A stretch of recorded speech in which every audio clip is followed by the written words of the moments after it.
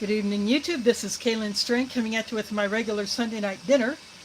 And as I pull up the stream on my tablet, I'm going to let you know that this is one of two Canadian IMPs that were sent in by Mike Kreischer earlier this year.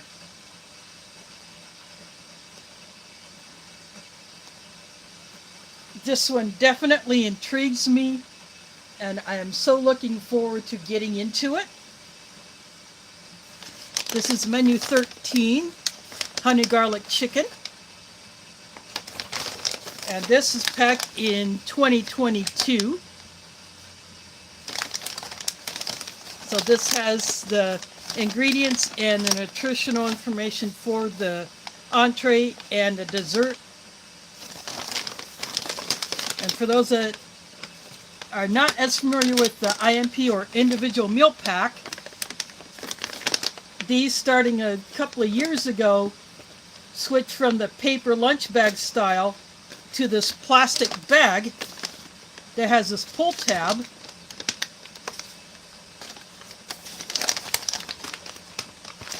Give you a close-up look at that. So you just pull this across.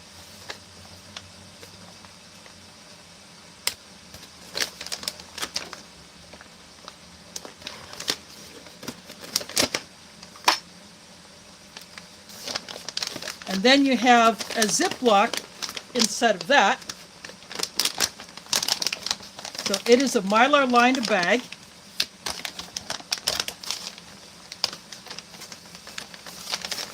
I'm going to go ahead and start pulling things out.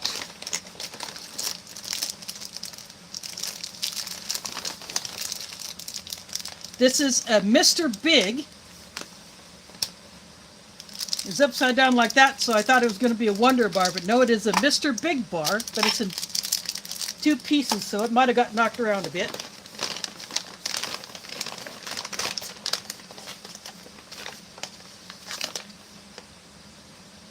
This is the sliced apples.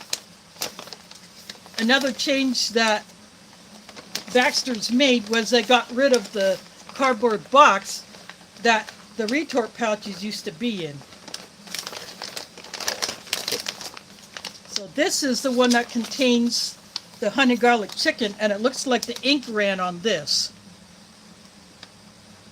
So that'll probably get obliterated even more when I put it in the water to heat up.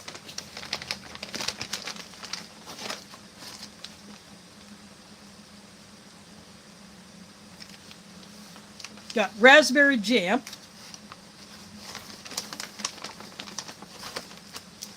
And then for my delicious mug,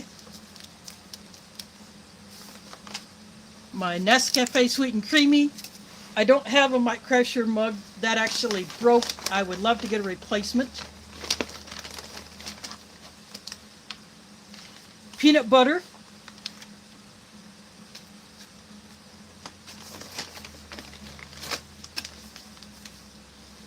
This is the ice sports drink.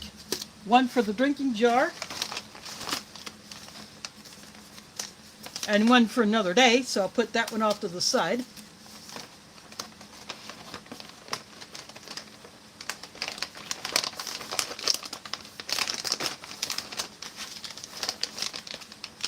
Got tortillas.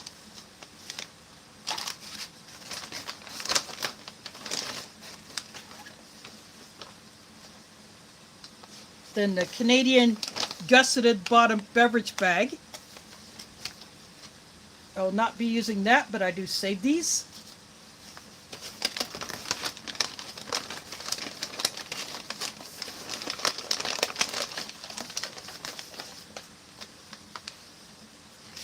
Tropical Trail Mix.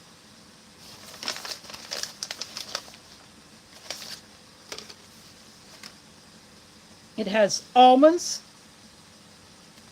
They're salted almonds. Roasted peanuts. Roasted cashews. Awesome. Cashews are my favorite nut. Diced papaya.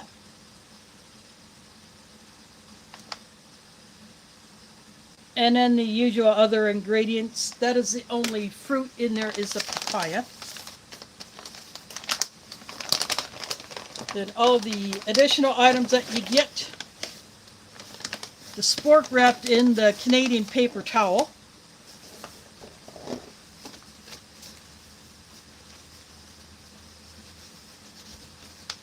These are actually 2-layer, so these are pretty thick.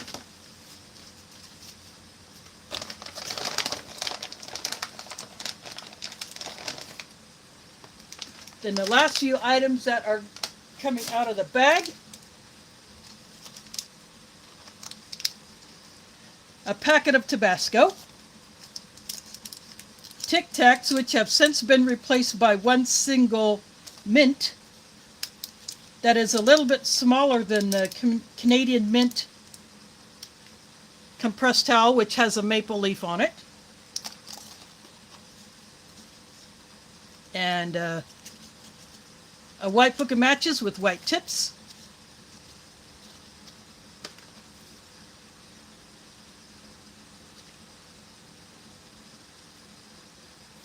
The Canadian matches are all done by Eddie Match. And they are out of Pembroke, Ontario. So I'm going to get all these little things aside.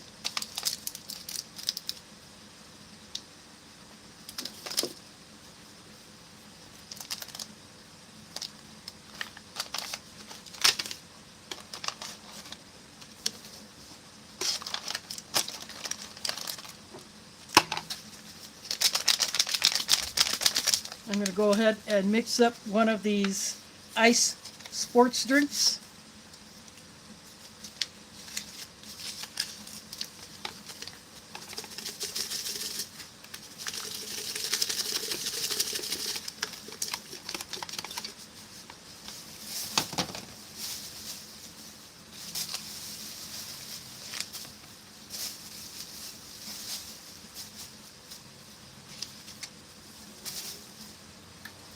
Some of the powder escaped, but oh well.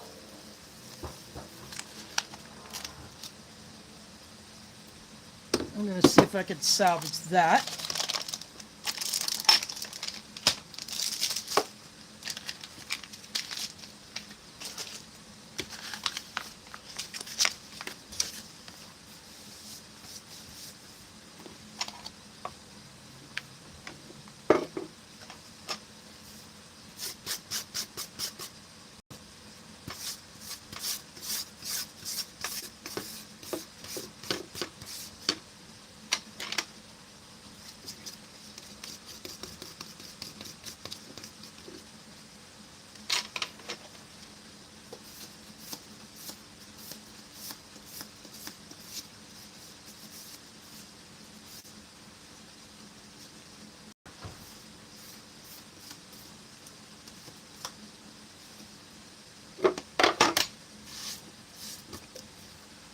I lost some, but that's okay. I'll just short the water a little bit.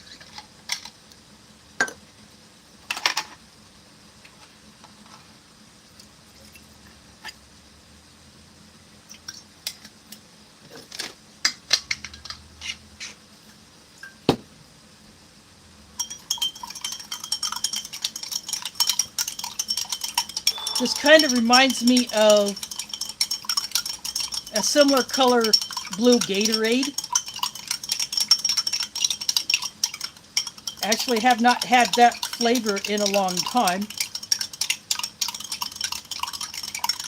A particular blue Gatorade that is very close to this in color.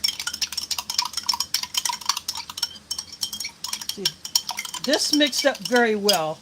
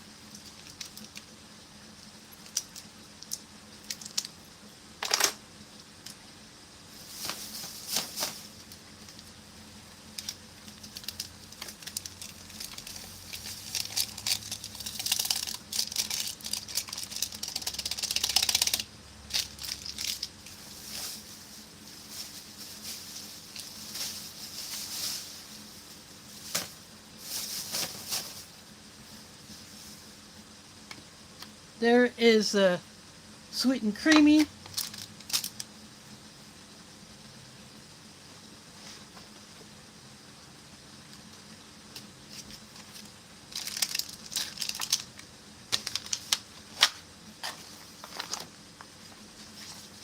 I'm going to go ahead and take this into the kitchen, put it in the pot to start that heating up.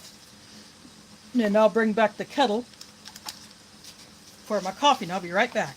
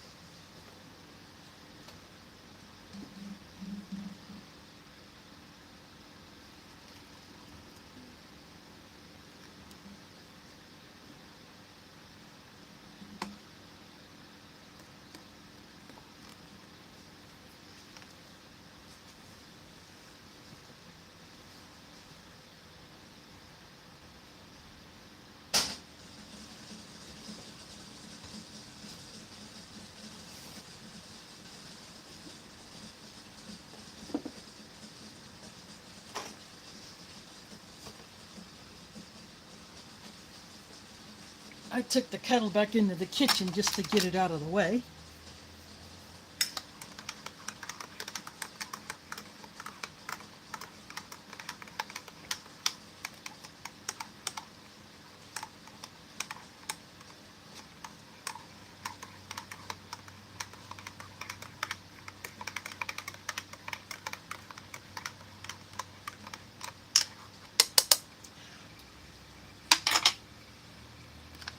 I'm going to put that back there.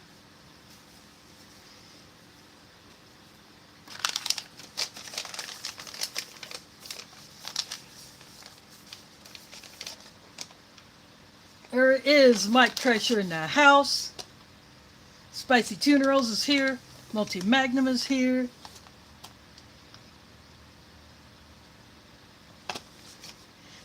I got a comment on the post from Amelie over on the other side of the pond.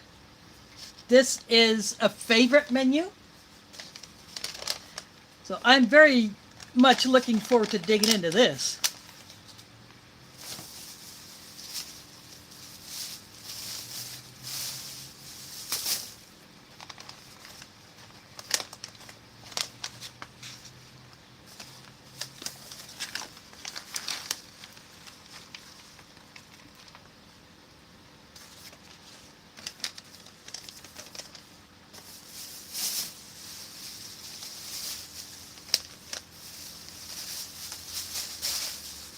Got two different colors of the papaya here. There is the yellow and the orange, plus the almonds, peanuts, and cashews.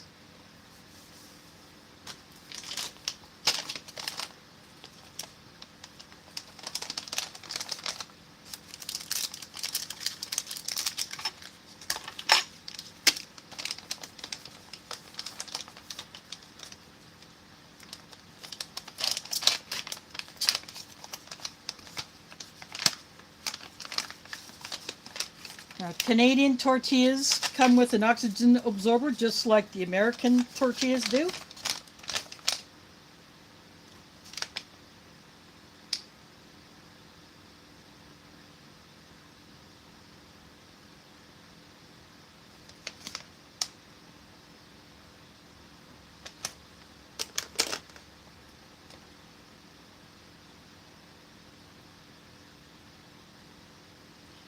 It is from a company called BCI Foods, and they are a US-based company.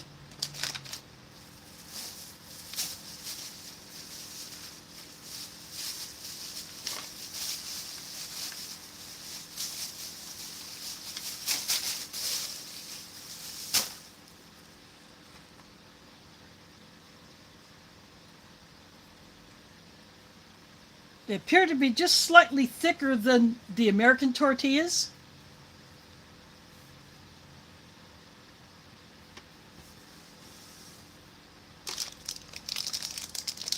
Now this Mr. Big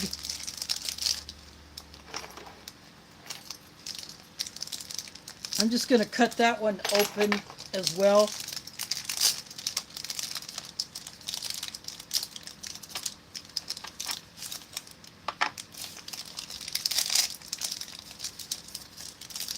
I don't think this is meant to be in two pieces, but it got busted up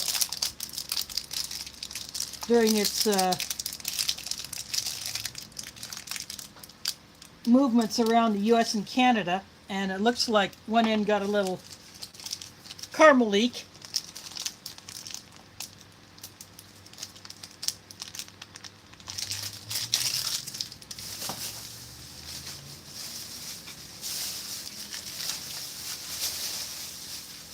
But I'm not bothered by that.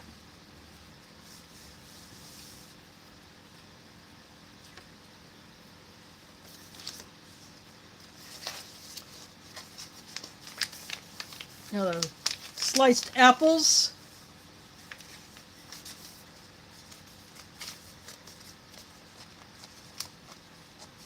It should look pretty good.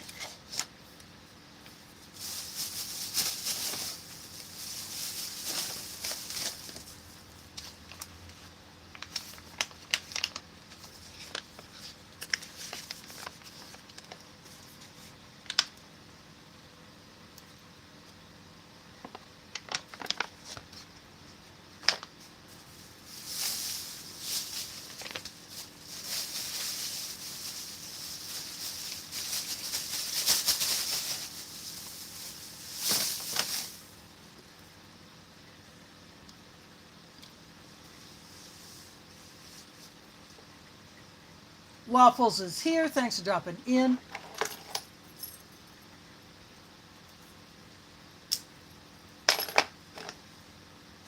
for those coming in late, this is a Canadian IMP menu 13, honey garlic chicken.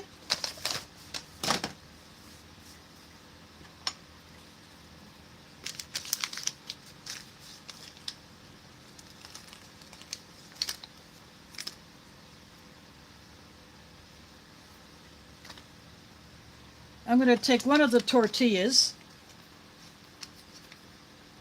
and put the peanut butter and raspberry jam on it.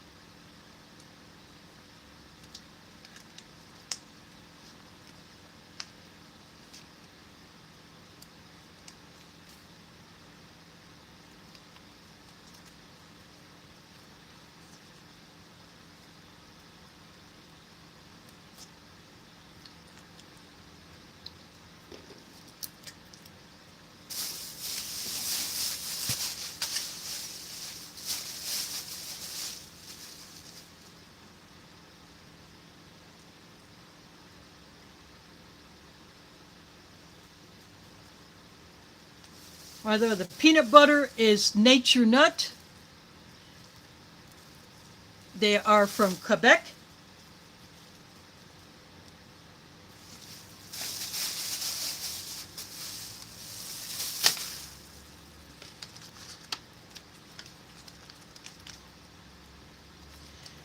The raspberry jam is Thermal Pack from the US.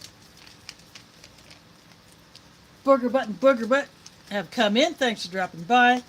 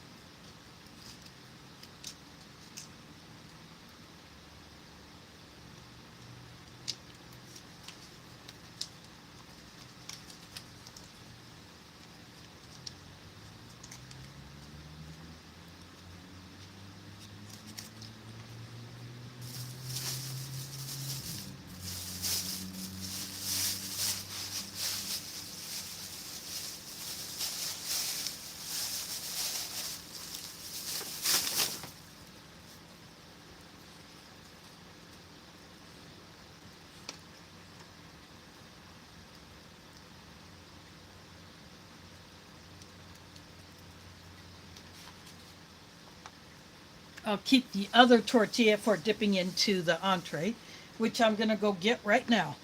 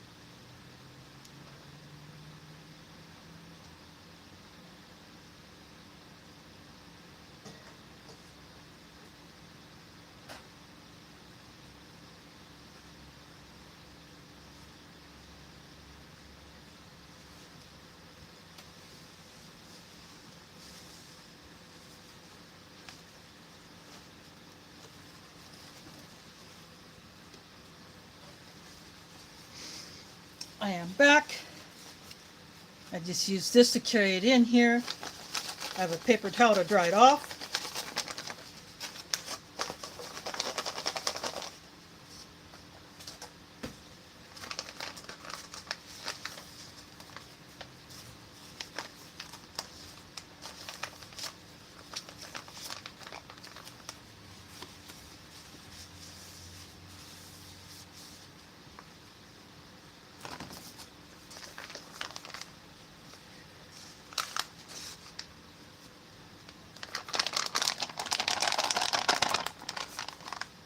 Time to see what some honey garlic chicken looks like. Well, that turnish didn't rip very well. Let's try the other side.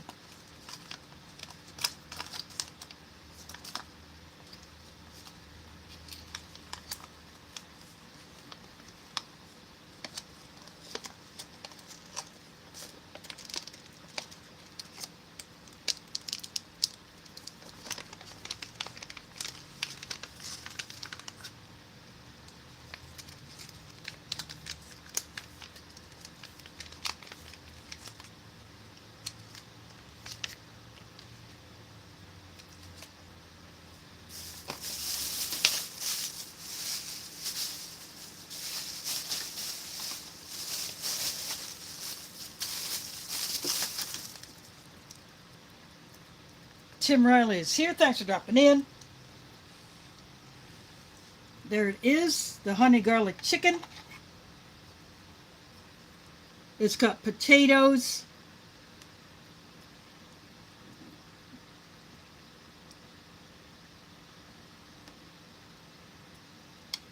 some good sized chunks, kind of a pulled chicken. There's some red bell pepper in here.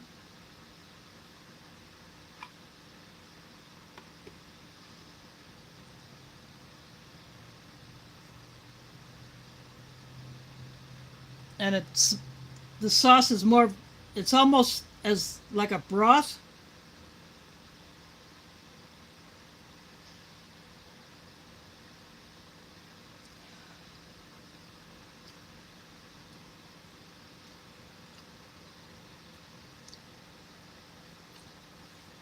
I get the sweetness of the honey right off the bat,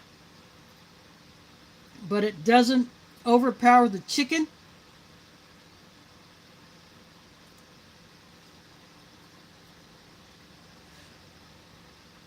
The garlic is just there.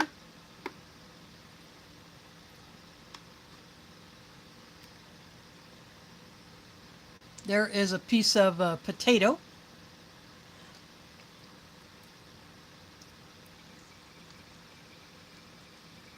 The potato is about what you would expect from a beef stew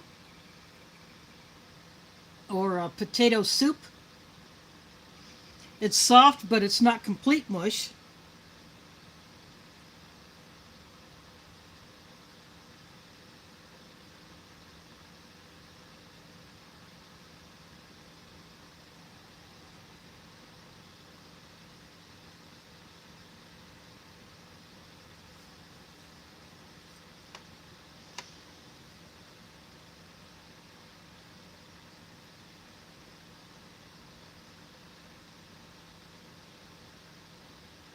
There is Cold War Prepper in the house.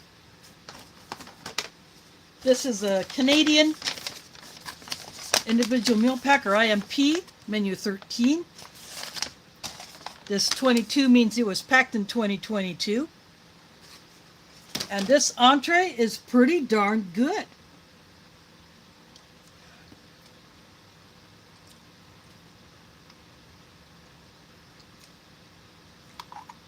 A lot of chicken in here. It is a pulled chicken, but not completely shredded. There's some decent sized chunks. There's a bit of the red bell pepper underneath that little sliver of chicken. The bell pepper will obviously be very soft. It's in really small bits. But the flavor, the honey, definitely adds that sweetness. I do have that Tabasco, but I think that would just kill that honey sweetness. I think the Tabasco would be too much. I like it just the way it is.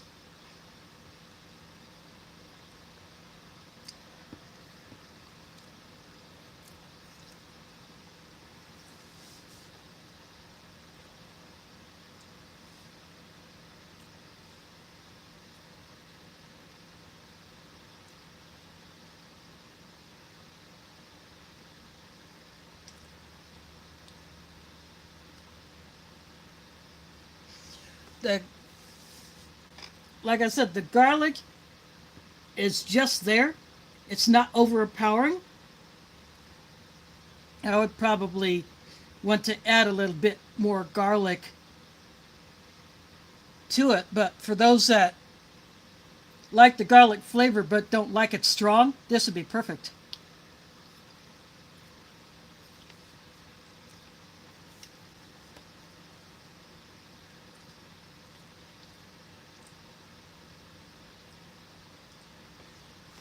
Yeah, this Mr. Big, since it already broke, this is what it looks like on the inside. I have not had one of these Mr. Big bars before.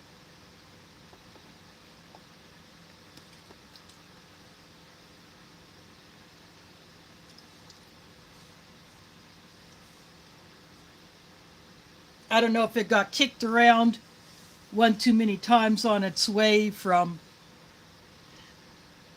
where it was originally packed till it got to me.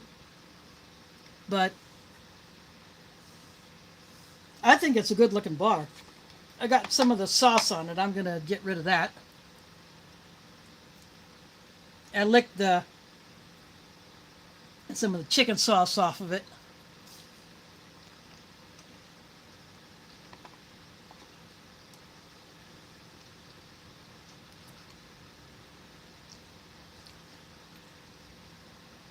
It's crunchy on the inside.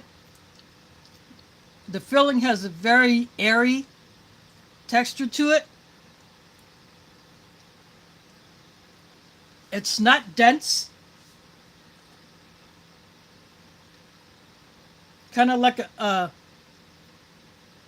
wafer type, I think, on the inside. Underneath the chocolate and the caramel, but yeah. That's another one that we should have down here in the U.S.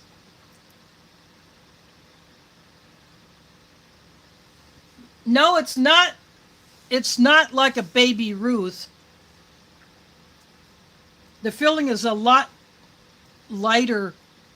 It's very light and airy, not as dense or as white as the inside of a Baby Ruth.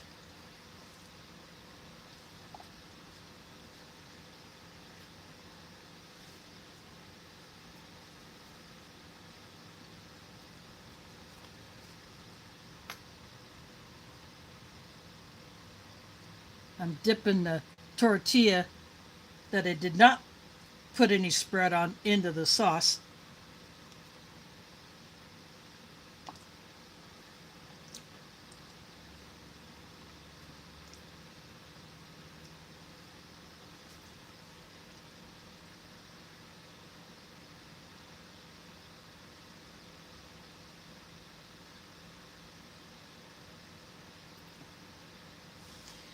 Yeah, there's not a whole lot of fruit varieties in U.S. rations. You get the different apple sauces, you get the cobblers occasionally, and you may get the spiced apples.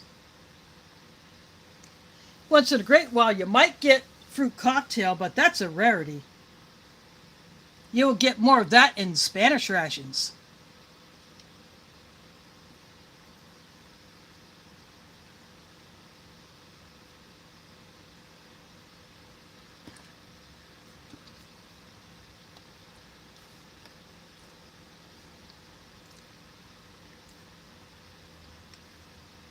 And the sauce just on its own on the tortilla, for some reason, the flavor doesn't quite come out as much as it does when you're eating the chicken and the potatoes.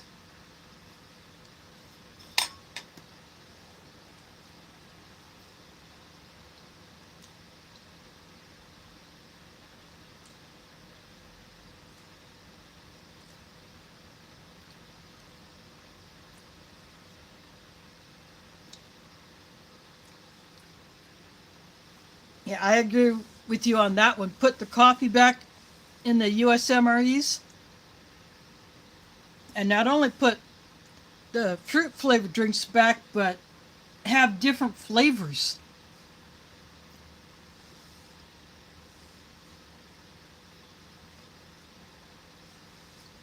The U.S. ration packers can take some inspiration from foreign rations with the different flavors of the drink powders that you can get.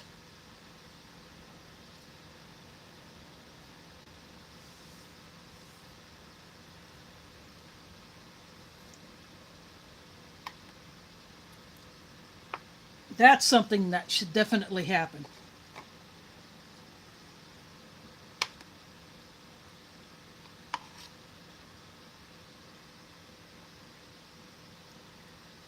And also, get entrees like this.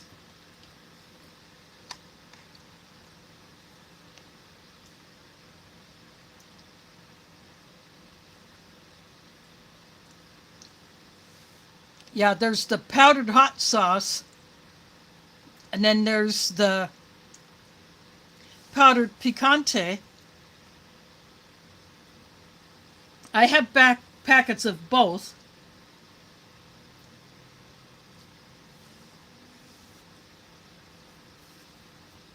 And I'm trying to think about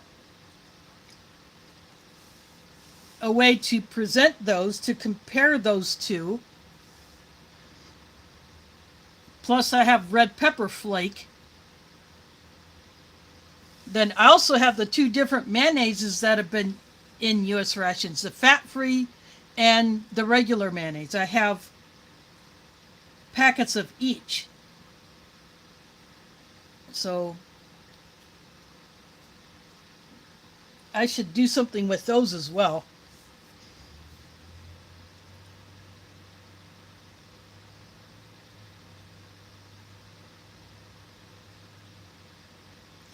Yeah, the pumpkin smoothie, that's actually not bad.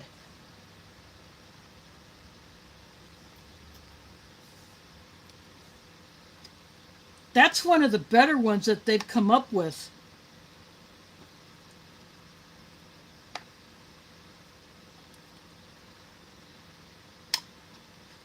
But for some reason, I think a smoothie would be just a hair thicker. Either put more powder in the bag or just use less water.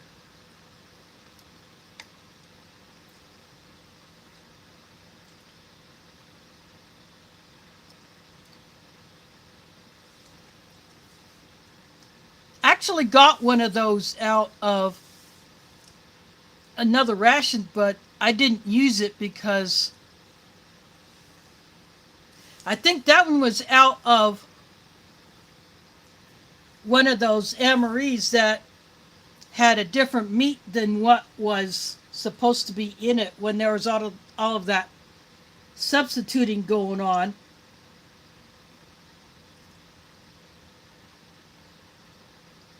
I think it was supposed to be a tuna MRE, but there was that jalapeno beef patty, and they'd still put the mayonnaise in there.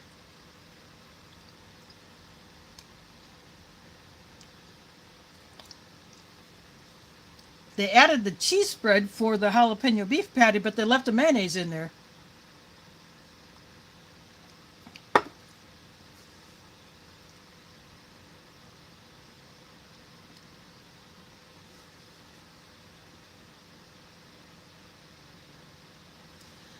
Unfortunately, you want Hellman's, you're going to have to go to another source to get that. Speaking of mayonnaise, I did see Duke's mayonnaise last time I was shopping in a Hy-Vee store. I have not tried it yet, but I have seen the Duke's. I've heard a lot of good things about that Duke's mayonnaise, but I have not tried it.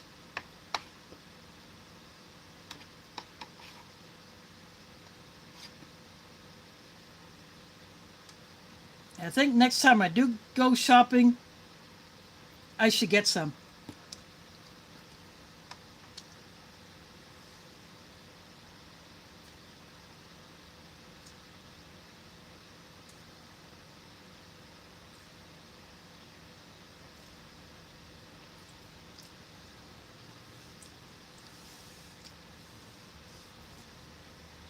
The fat-free mayo does seem to have a bit of an odd flavor to it, but I want to compare that to the regular mayo, and I have a pair of tortillas reserved just for that purpose.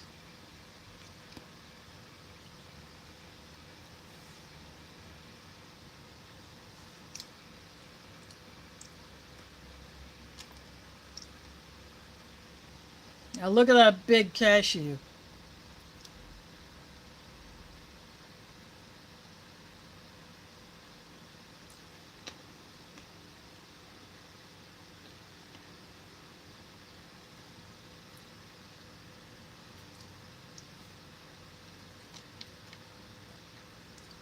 Nicely roasted, lightly salted. There's an almond.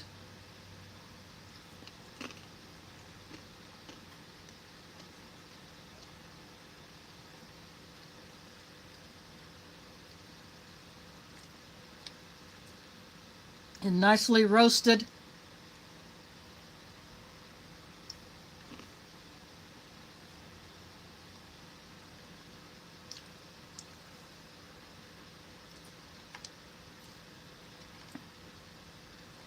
I think roasting the nuts brings out their flavor a little bit more. So there is a yellow papaya.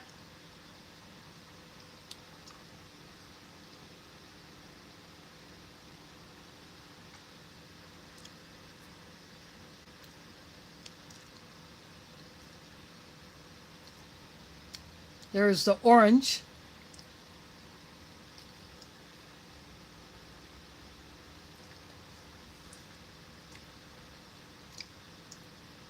The orange papaya is just a tad bit sweeter than the yellow.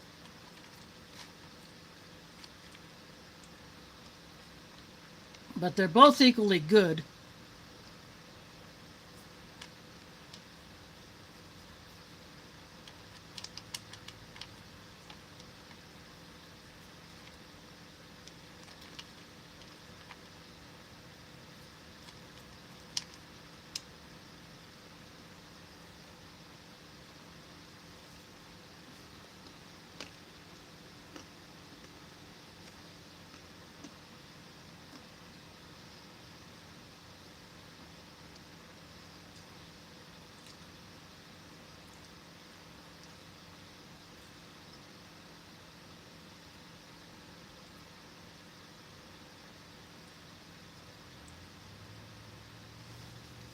I have also heard that Duke's has fewer ingredients than Hellman's or Kraft, so that may affect the flavor.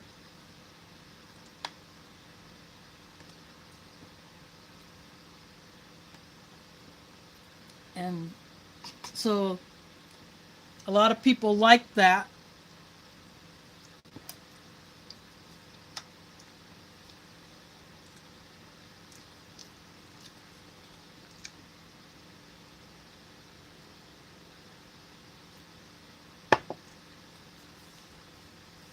Yeah, that ice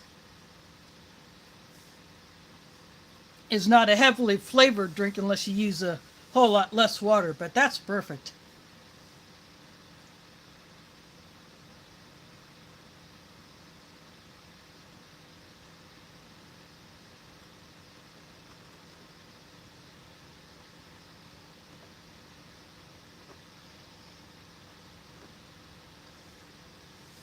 Again, I have not tried Duke's.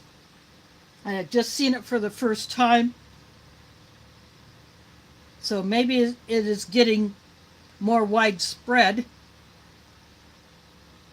Maybe customers were calling for it if they've had it elsewhere, and so we got it in. So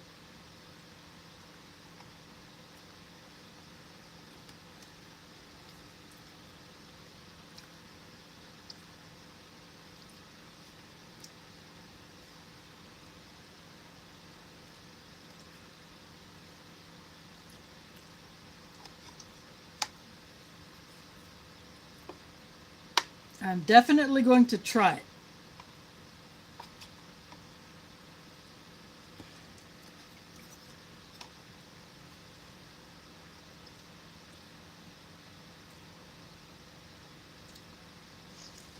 Yeah, I love the chipotle tortillas. And I would love to be able to buy them in a store. I found them once. I've never been able to find the chipotle tortillas in a store again.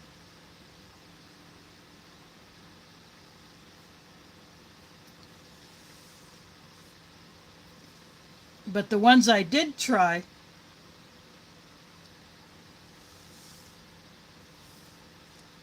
they're obviously not made to be as shelf stable as these tortillas, but the flavor was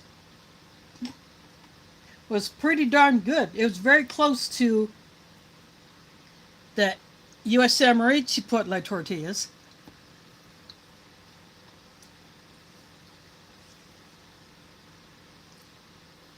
Maybe I'll have to do an online search to see if I can buy them.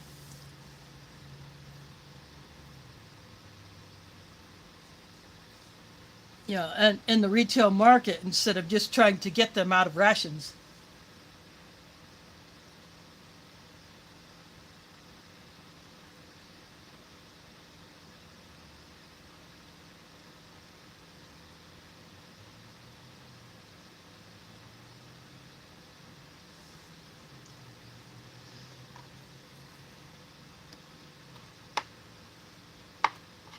If the chicken is done right, it can be pretty darn good. I mean, I'm enjoying this. This is actually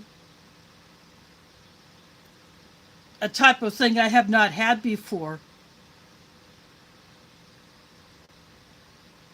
So I'm glad that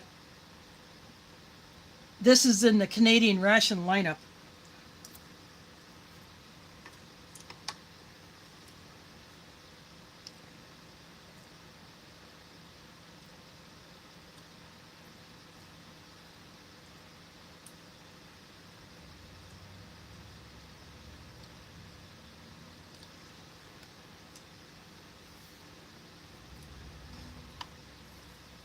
I suppose doing that might work, but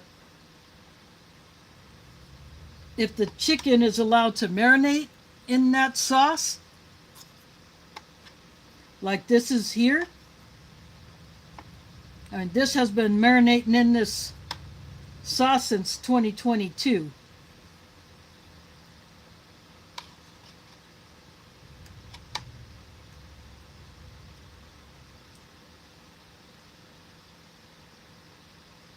Be nice to see a little bit more of the red bell pepper, but I'm perfectly happy with this.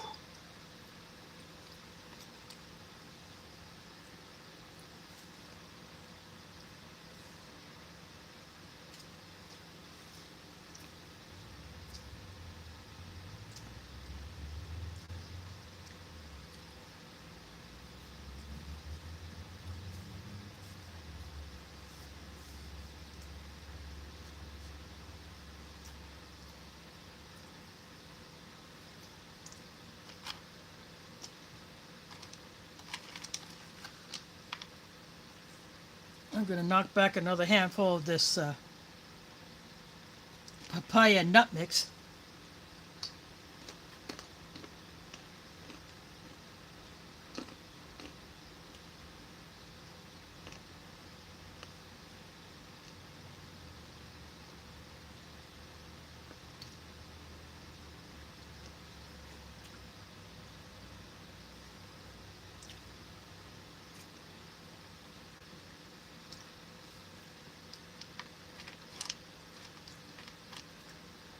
I'm surprised there are as many almonds as there are in this.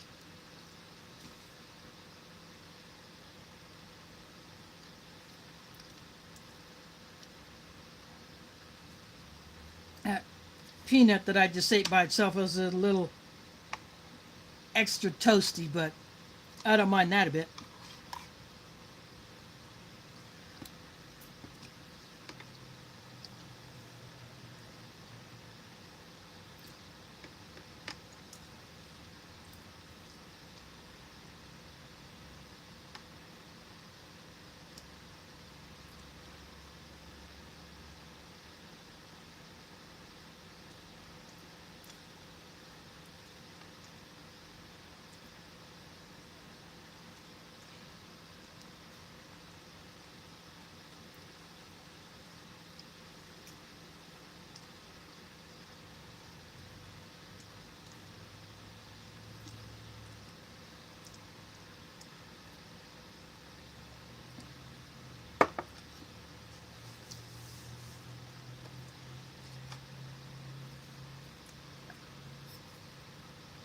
The other IMP that I got with this one is a breakfast menu that I'm also looking forward to trying, but I will save that for another day. This one was just begging to come out.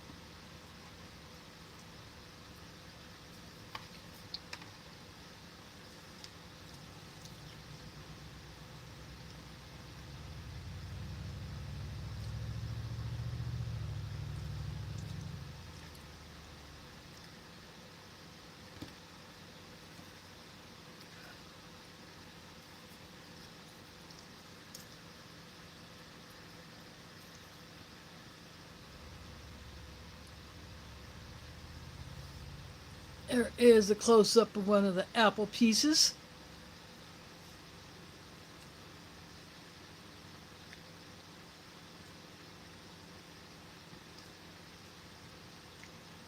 Definitely firmer than what you get when you open a pouch of American apple slices. Of course, these are not flavored like the spiced apples, but you add a little bit of those seasonings in there.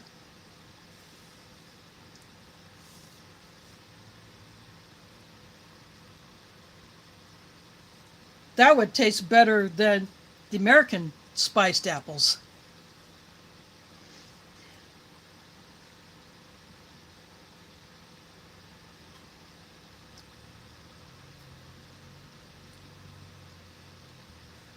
So for 3 years old, not bad at all.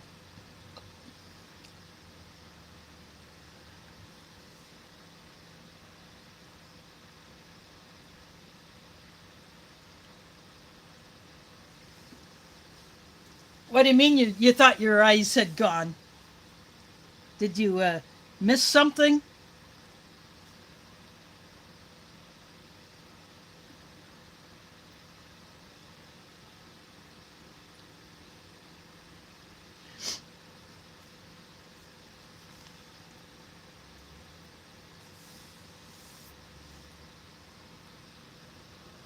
Again, Waffles, I have not had Dukes. I just saw it for the first time last week.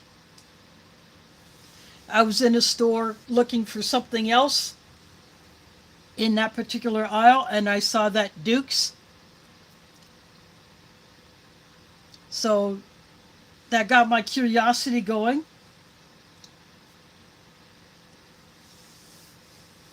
I'm not sure how widespread it is around here, but I want to try it. Now, I'm familiar with the Hellmann's and Kraft mayonnaises and the store brands, but Duke's I'm not familiar with other than what other people have said about it. Oh, blurry, let me, let's see if I can.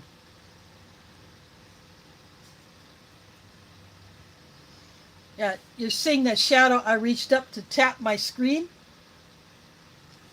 That's usually what I gotta do to get it to refocus.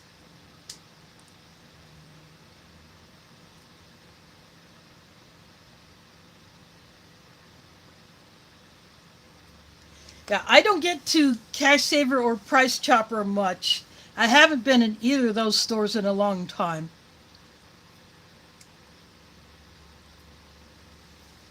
But other than the Hy-Vee at by the Dart bus station, if I want to go to any other store, I have to take two buses. Unless I go all the way out to Park Fair Mall, one bus goes that I can catch near my building. When it goes out to Park Fair Mall, I can hit up the Fairway that's over there. But I have not been in that store in the Coons Age either. But I should probably go check out some of the stores that I have not been to in a long time.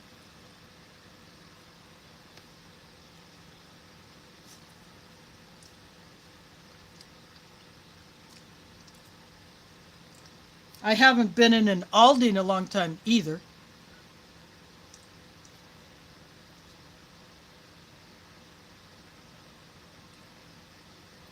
Yeah, but sometimes you can catch stuff on sale just like any place.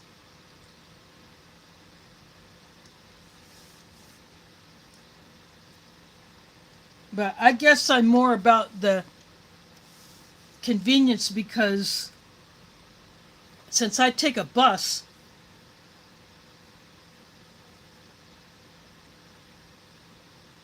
if I'm doing something else in the area where there's a store, then I usually tend to dip into that store. Let's say this coming Wednesday, I have a Transit Rider Advisory Committee meeting at the Dart Station. If I need to go get something before I go home, I could just dip into that Hy-Vee that's right near there, or there's a Hy-Vee around the corner from my mosque. I dip into there quite a bit.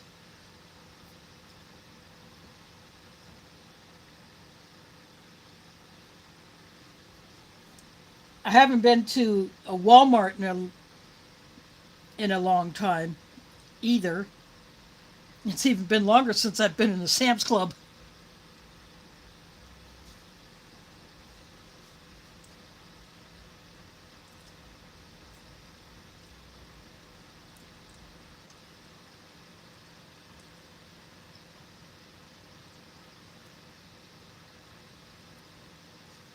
I have not tried that because my oven does not work. I do not buy anything that has to be baked. I don't have a toaster oven, and I don't have an air fryer, so I don't bother with that anything that has to be baked.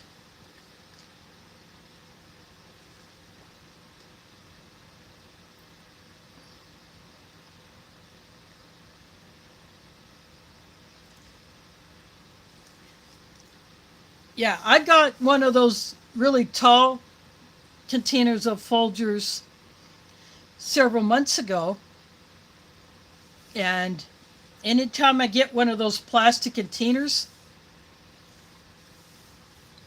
I either use it to put other things in, or if I buy coffee in the bags, then I'll empty the bags into one of those containers.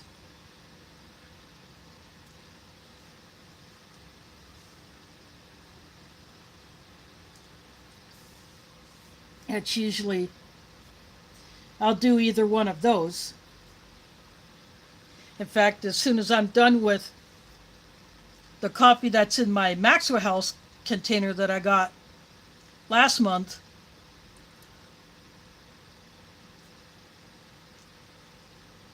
I'm going to be opening up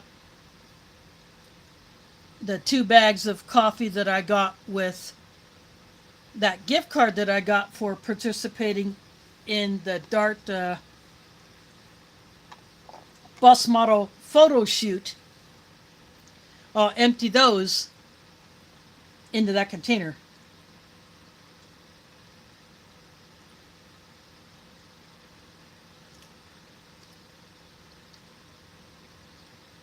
There's a tortilla with the raspberry jam and the peanut butter.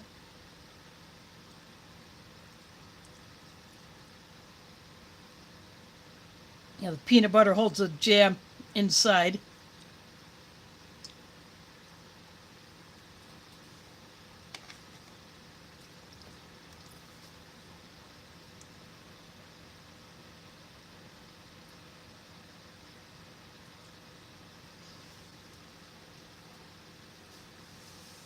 Well, I've asked about the fan. They will not replace it because 3 of the light sockets still work. And when they remodeled these apartments back in 2020 and 21, the last company that managed this property, they replaced the ceiling fans with just plain light fixtures. So the only ones who have ceiling fans are those who are in apartments that did not get remodeled, because when they did that, they could have easily kicked everybody out so that they could reno the entire property, but instead they only did the apartments that had emptied out. So at one point there were only 5 of us living in my building. I don't know how many were in the other one. But that other one needed more work because there was a lot more vandalism going on in that other building, so they had to do a whole lot more work. But those of us who remained here, they did not kick us out, just for the sake of the reno project.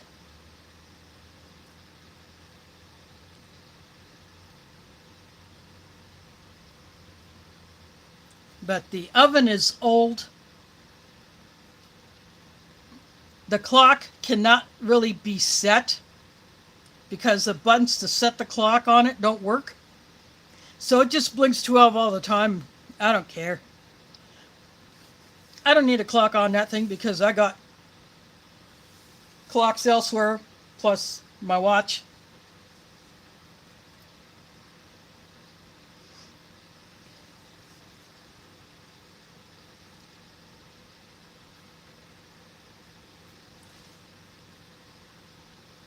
Yeah, I'm not sure if I'm even going to bother with replacing the stove or trying to get the stove replaced at this time, probably because they say if some of the burners still work, they're not going to bother.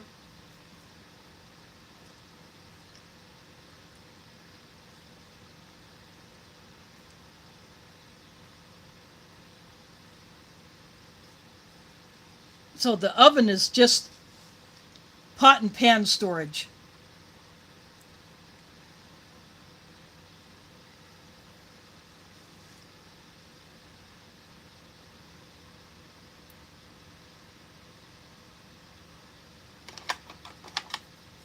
And I'm perfectly happy with that.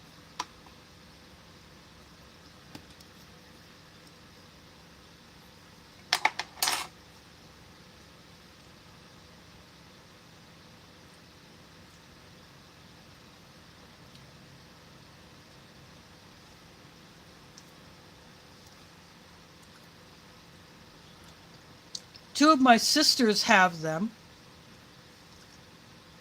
and they use them quite frequently. Of course, they have bigger kitchens. Or I have a really small kitchen. In fact, my Instant Pot stays in its box when I'm not using it.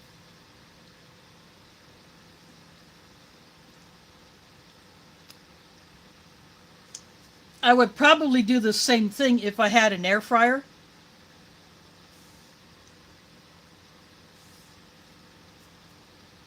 But right now, I'm really not interested in getting one of those.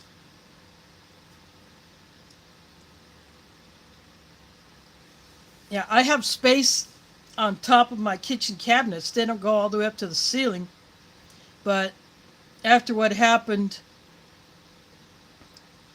last year, I didn't have a whole lot of weight up there, just some light items, nothing too heavy.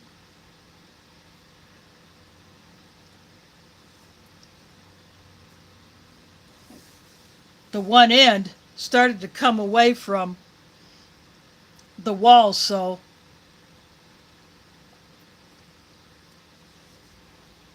I will have even less weight up there.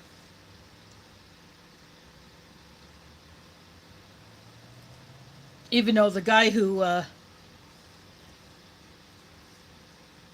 put it back up beefed up the support for it.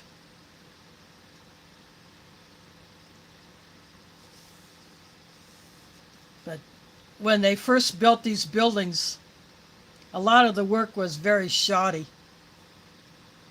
In fact, I had a maintenance guy come in and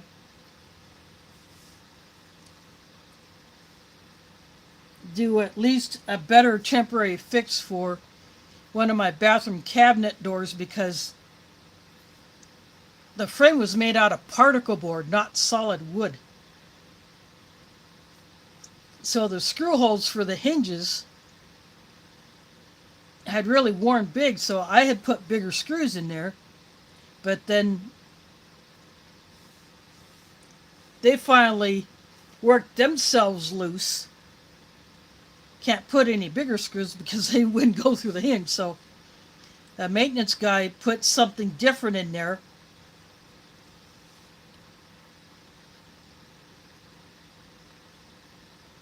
But short of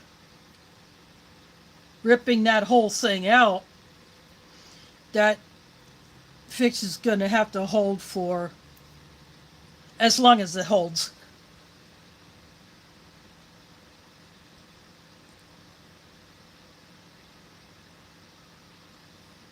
Thanks for dropping in, John. Hope to see you another time.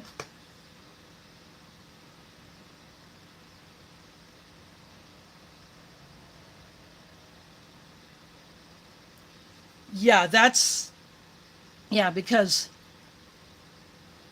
you're going to get humidity in bathrooms. And when I run my bathroom fan every time I take a shower and I leave the door open to further dissipate the humidity,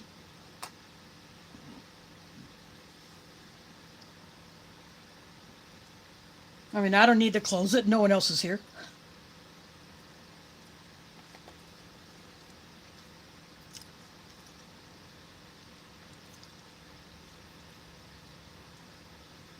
That's what I've done everywhere I've lived on my own was if no one else is living with me, I don't need to shut the bathroom door when I take a shower. In the last place I lived, I had to take a battery out of the smoke detector because it was right across from the bathroom, and every time I took a shower, that thing would start beeping. Plus, there was one in each of the two rooms, plus the one in the living room that picked up any from the kitchen. I didn't need that one that was in the bathroom or right outside the bathroom, so I took the battery out of that.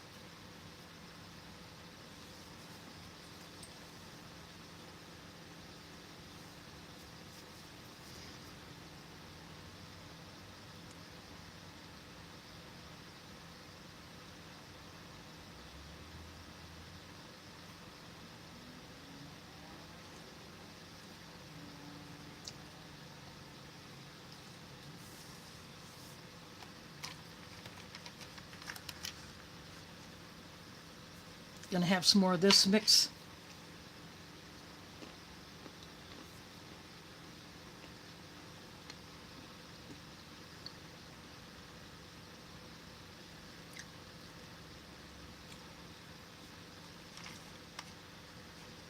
Not very much of the yellow papaya in here.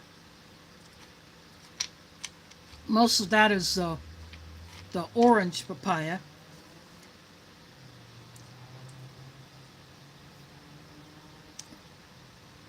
But I don't mind that a bit. It's all good.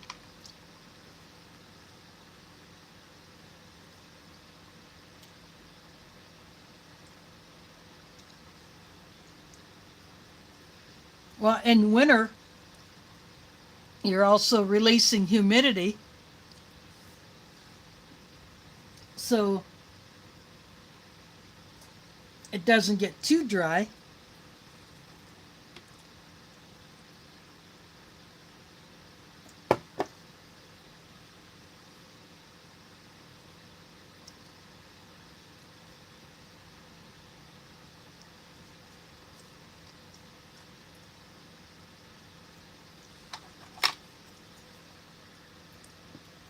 I'm going to go for another one of these apple pieces.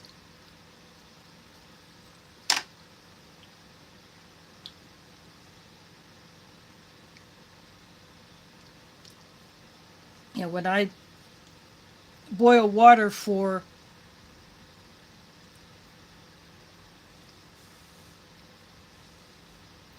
my instant coffee or tea when I'm doing it for a ration or when I'm boiling my entrees, yeah, that humidity gets put into the air. Even my coffee maker will put a little steam in the air.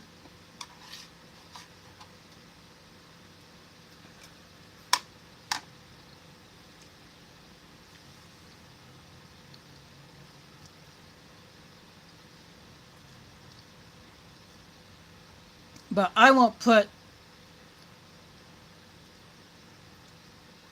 a pot on the stove just to boil water for steam because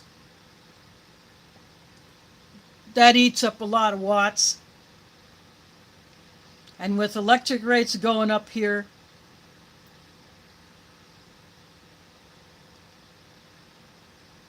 I don't need to be bothered with that.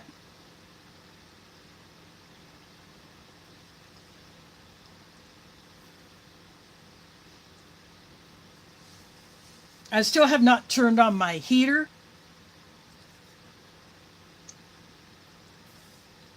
I did clean the filter screen out.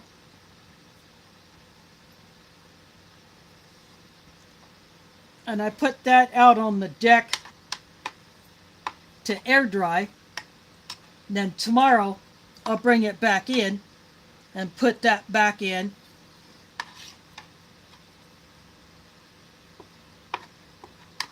'cause it had a lot of dust and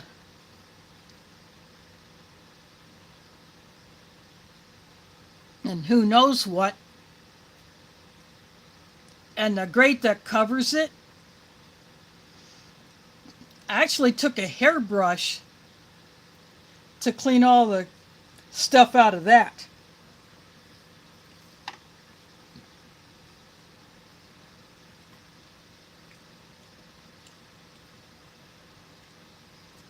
Yeah, the only gas appliances we have here is a hot water heater in the utility room and the gas dryers in the laundry room. Those are the only gas appliances we have in these buildings. In previous places I lived, I've had gas for the heat pump, the central air, and then there were, the gas dryers in the laundry room.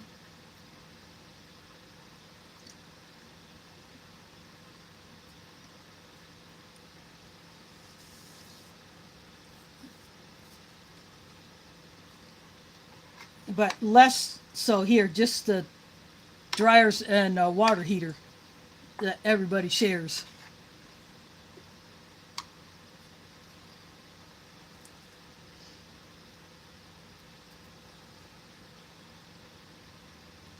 But the window units that they put in when they did the reno, they put out heat as well as cool. So that's what I do like.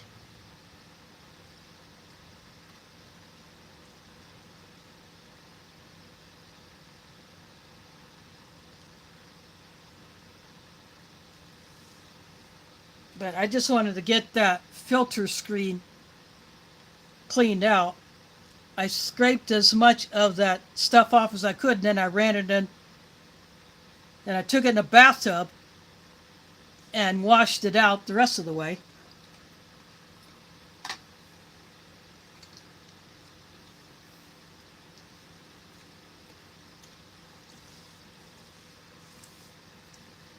Now that's sitting on one of the chairs on my deck, so air can go through it to dry it off. And it got pretty windy today, so I figure with the wind blowing from the north, that should dry that thing off pretty good before the temp got below freezing. So I suppose if I wanted to, I could go outside and get it after the stream, but I'm not going to.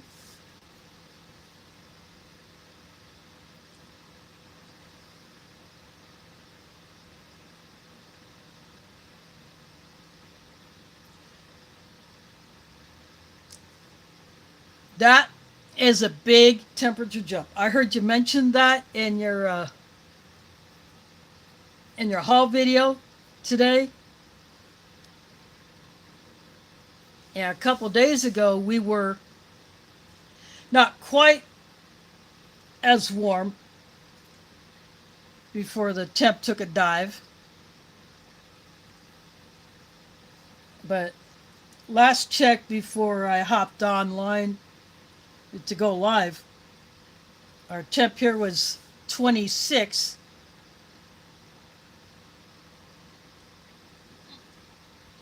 And we're supposed to go down a few more degrees tonight.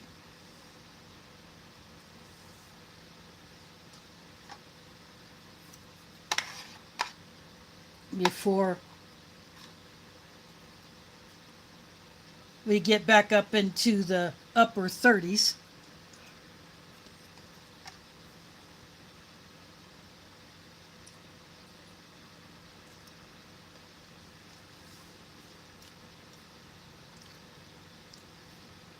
Yeah, that I watched Suspicious Observers. Well, it's called Space Weather News. It was Suspicious Observers, but Space Weather News. yesterday showed the jet stream dip.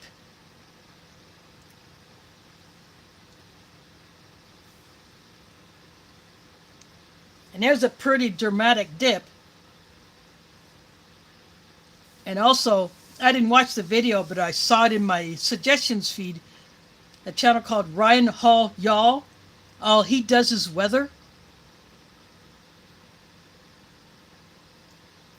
That's the only thing he does on his channel is weather.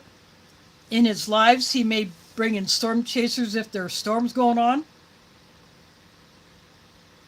Like when there are tornado clusters or hurricane or a blizzard.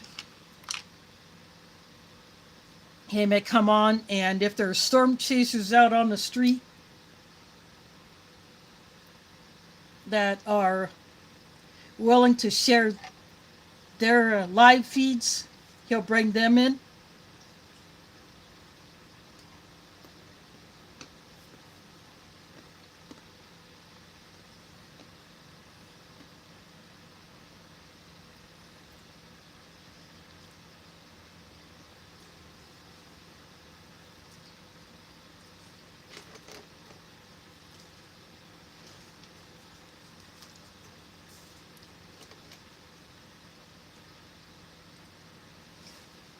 Frenchie Sandy, otherwise known as Mother's Garden Club, that's her channel name, but Frenchie Sandy is the handle. These YouTube handles are probably still confusing the crap out of people. Yeah, Multi-Magnum had to dip out, so I don't know if he's just listening or just completely got out in order to take care of something. But yeah, Ryan Hall had a video up on the cold blast. I knew it was coming.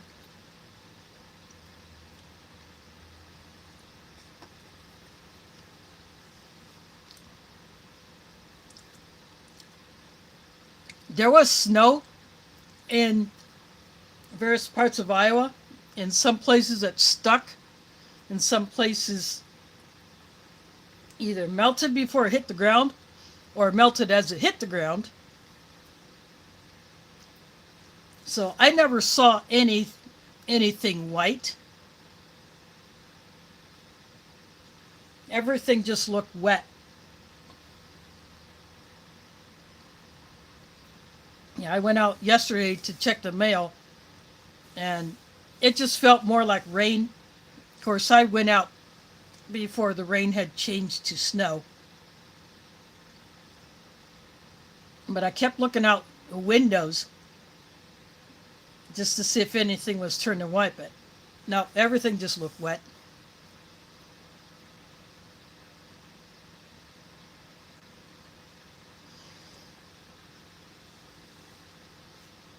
Let's see.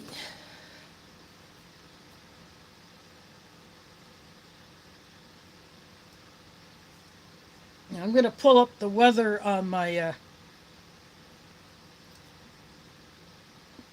backup phone to see.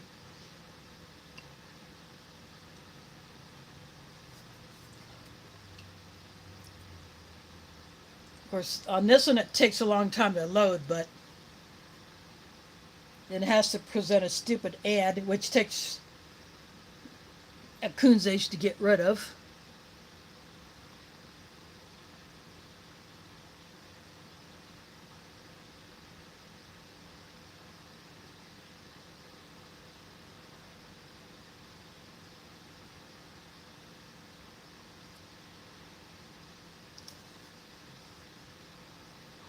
Oh, it's gone down to 24. And this is light snow.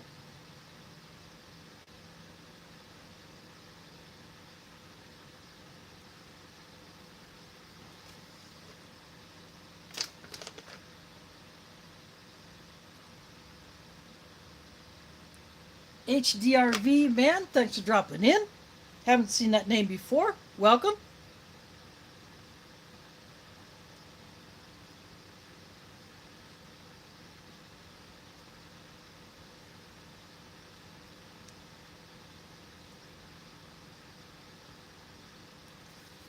I'm just going to get rid of that.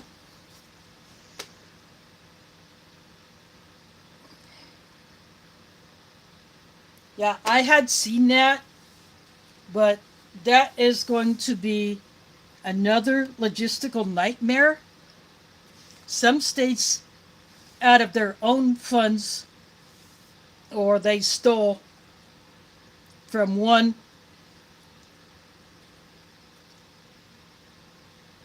account to pay out SNAP benefits. So some did that. Iowa did not.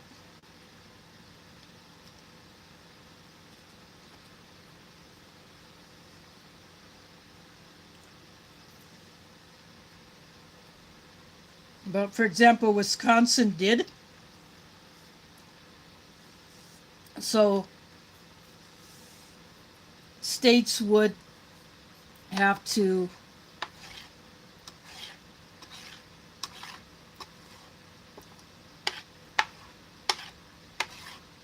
either not get reimbursement from the federal government once the shutdown ends, or literally give the equivalent of that to the government. But if SNAP users already spent their balance, that'll be another logistical nightmare to figure out. Do you make those people repay those amounts back, or you just figure something else out?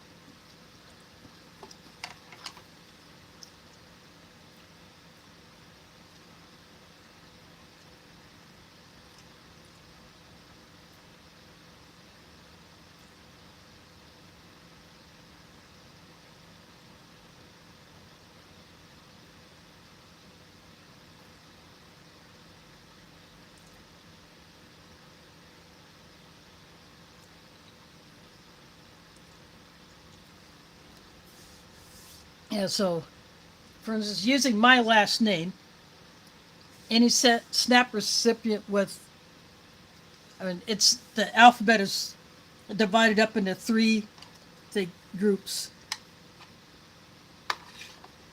So, for instance, I would have gotten the EBT card loaded yesterday,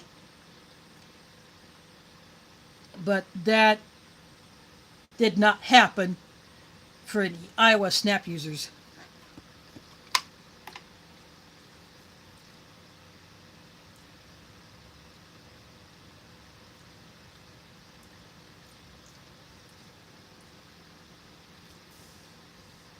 Yeah, there seems to be a lot of that stuff going around.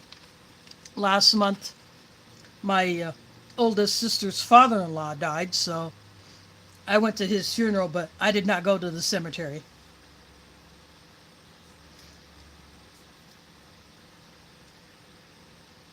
I stayed at the funeral home with my mom. My sisters also stayed there, but my great niece went to the cemetery. It would have been too difficult for my mom to get there because her right hand is still splinted up after she hurt it when some cans fell out of her pantry and smacked her wrist and one of her fingers, causing some fractures. So she really can't push a walker yet, so she used her transport wheelchair, which was originally acquired for her mother, because her mobility issues were diminishing. But then after she died, my late dad used it in his final month of life. Now my mom uses it.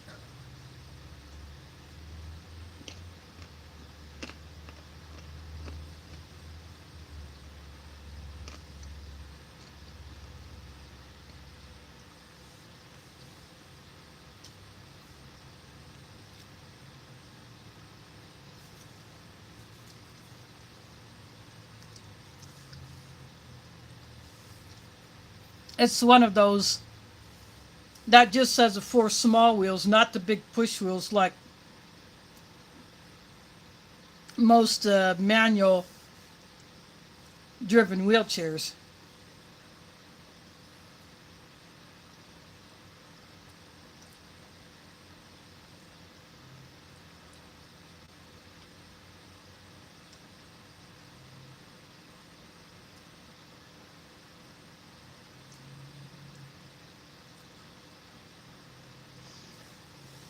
Yeah, there are some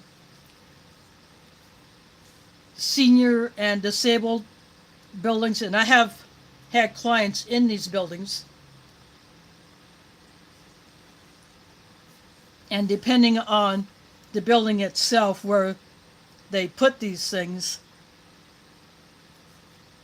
some residents who either get the senior commodity boxes or they get food pantry deliveries instead of going to the food bank themselves and selecting the items. They may put anything that they do not want or cannot eat in a specific place. So that means anybody in the building can take it.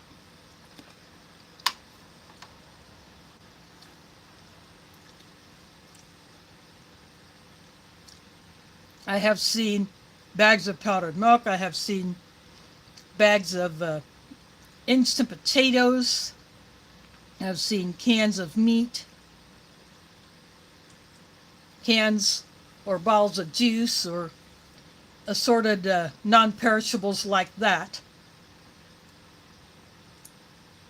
In some buildings, there's a table in the elevator lobbies that people may put things on. In other places, they may leave them in their common room. In other places, like in my building, people will leave things in the laundry room that they don't want.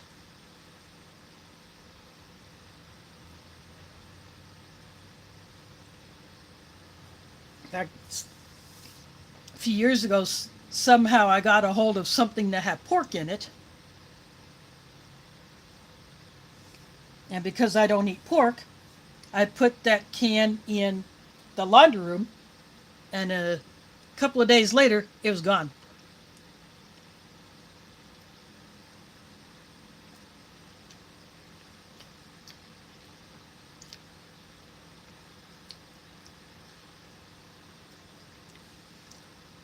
The woman who has a channel Disabled and Prepping does the same thing. If she gets something that she cannot eat, then she will pass it on to someone else.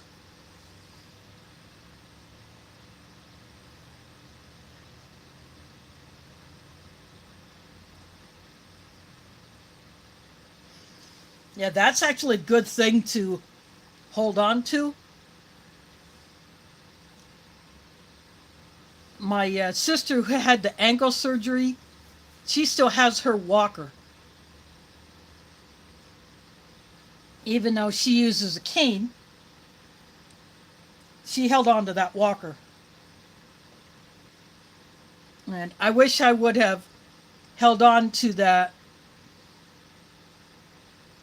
arm immobilizer and the sling that I wore after a shoulder injury back in 2005. I was not into prepping at that time, but I should have held on to those.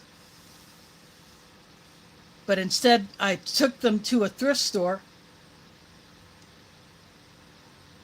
and then someone else later on picked those up because they need them. So someone got helped out with something like that, because if you have to buy that, especially those immobilizer things, they're not cheap.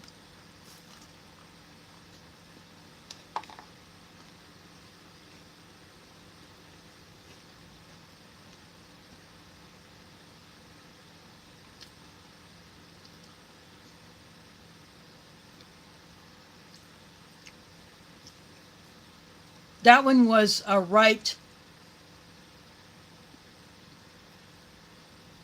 arm immobilizer. I don't think it's I don't think it's for either. I don't think it's ambidextrous, so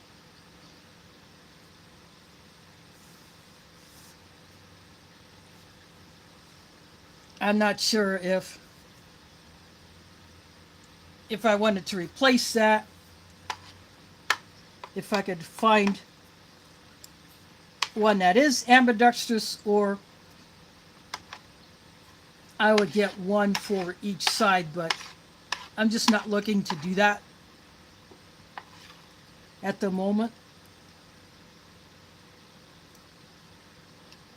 But slings, yeah, I would definitely replace that. They're not that expensive.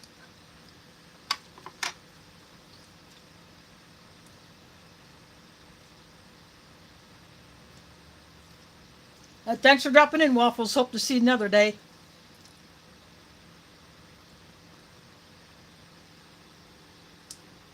Yep, tonight I will probably lay out the wool blanket that I keep at the foot of the bed all the time.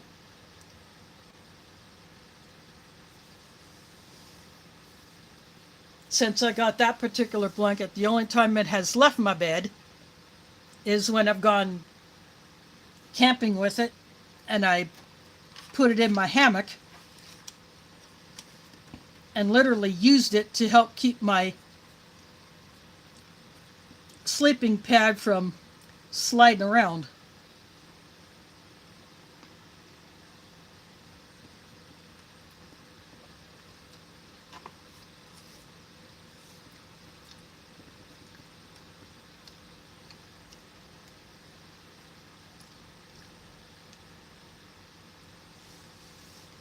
I did not use it to cover up. That's what my sleeping bag was for. But the way I laid the blanket down, it kept my sleeping pad from sliding around too much inside my hammock.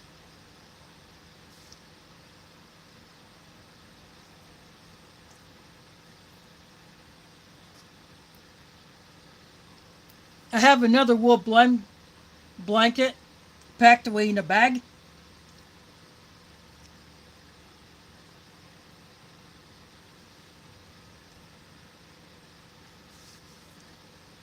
But I have fleece blankets that have been given to me. That pizza blanket, that looks like a big old pepperoni pizza. Now that, and then I have two others that were given to me by different people. So I'm not hurting for blankets.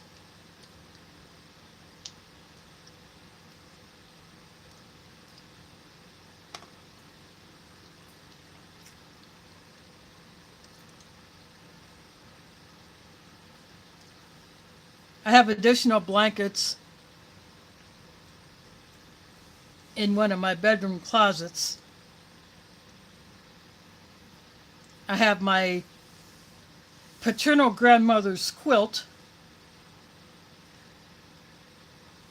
And then I have a couple of, actually 3 Afghans. I got 2 full-size that were mainly used on the couches, and then I have the twin that was made for me back in 1984 for my college dorm room.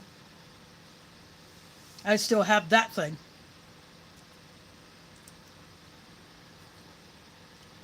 Plus I have a fleece blanket that was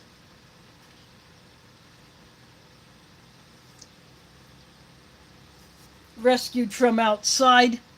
I washed that up. That cleaned up really nice. That's more like a throw blanket that you might have on a couch or recliner. And then I have a comforter for a sheet set.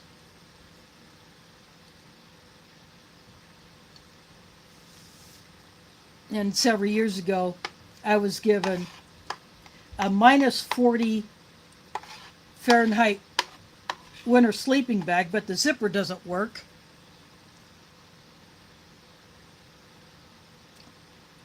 But I would just use it like a blanket.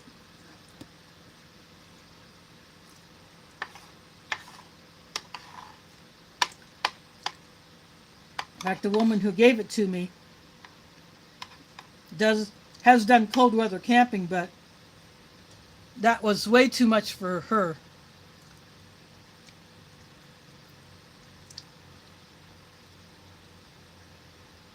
But I would only bust that out in extreme cold.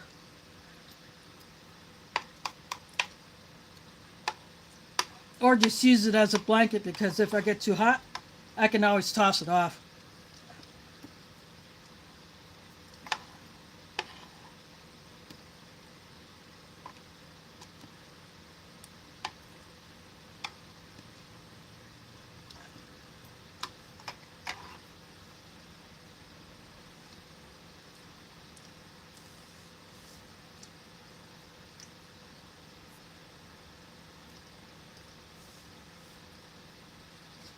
I think others in the building probably have their heat on, but I don't.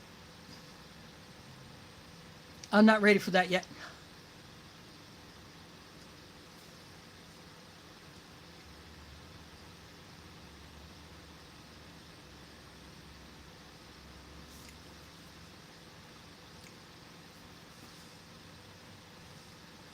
I prefer thin layers over me when I sleep. I really don't like anything too thick.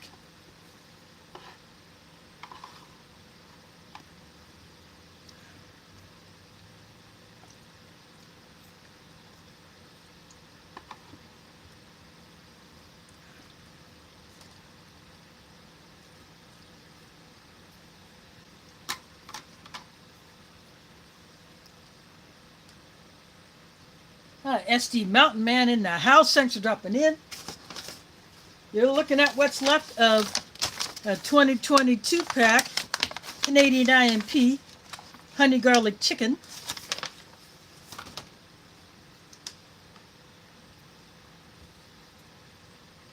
So there is just the broth left in here, maybe a few shreds of chicken left in it. I pick up the honey. The garlic is just there. My personal preference would be a little bit more garlic because I like garlic. But for those that like garlic but not a whole lot of it, this would be perfect. The potatoes that were in here, soft but not too soft, and pretty decent sized pieces. Chicken was a pulled chicken but not completely shredded, so good sized chunks. There are bits of red bell pepper. Wouldn't mind seeing a few more bits of that, but overall this entree was really good. U.S. ration packers need to do stuff like this. Whoever has been designing these Canadian menus, they're onto something.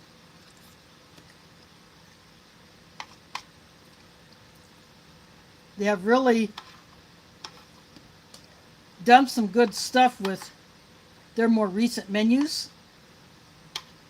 I have 3 more IMPs in my stash.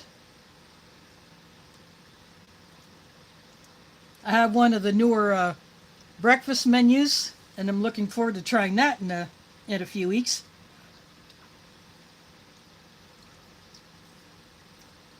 These apple slices are pretty solid. They're not mushy.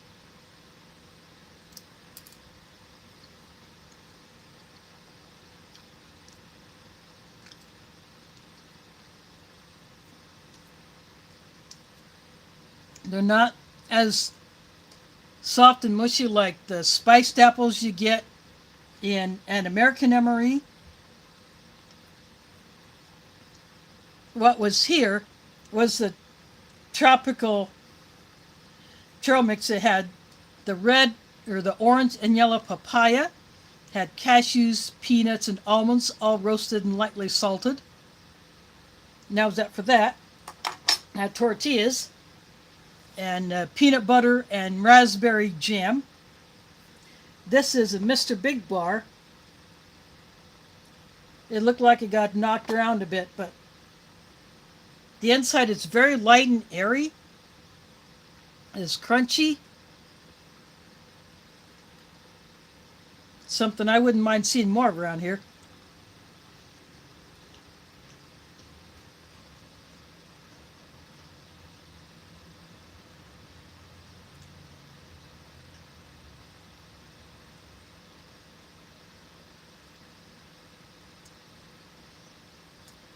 Oh yeah, I bet he picked a good one for you.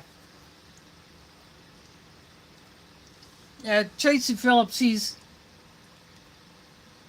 good people. Yeah, my little deck garden wasn't so hot. I really didn't get a whole lot. My basil, which has usually gone bonkers in the past, didn't give me a whole lot. I tried some things that I was hoping would produce something, but nope. I tried nasturtiums. Didn't get anything out of those. I tried the pink dandelion. I got leaves, but I never got the flower. So I'm just leaving those as is. I collected all the little bit of catnip that I got, and that's currently drying out. I got a few chives. I've already collected those. They're drying out.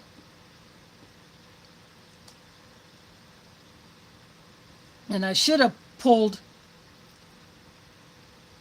the 3 plants that survived in my beet pot, or not beet, but radish. I planted watermelon radish in the spring, but I still have not pulled them to see if I even have any radishes under there.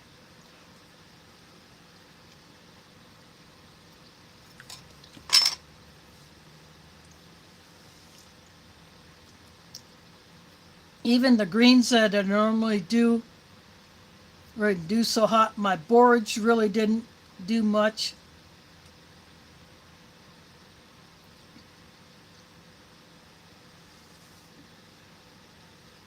I had a lot more compost in the soil. In fact, I'm still adding to the compost.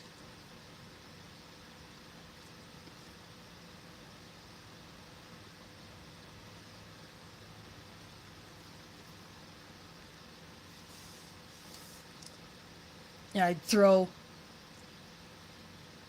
all of my fruit scraps,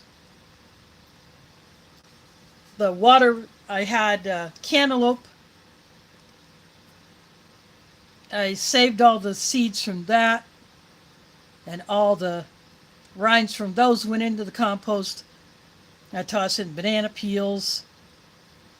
When I brew tea, I empty the tea bags into the little bucket that I keep underneath my sink. That's the same where I put my coffee grounds. So if I cut up a bell pepper, I collect the seeds from that, and any of the scrap goes into the compost. When that little bucket gets full, I dump it out into the bin on the deck, or I rescued a former tree watering bucket that lost its handle. I brought that up. So in the colder months, what I will do, I'll open up my slider just enough where I can dump my little bucket into that green bucket that's just right outside my slider, and then call that good.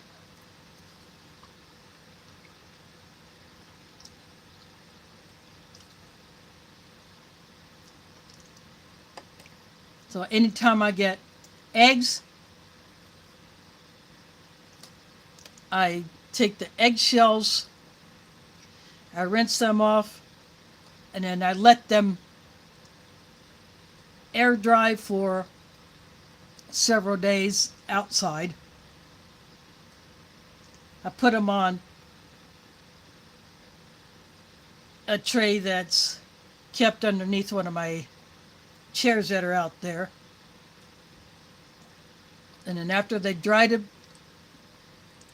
for quite a bit of time, then I just bust them up and add them to the compost.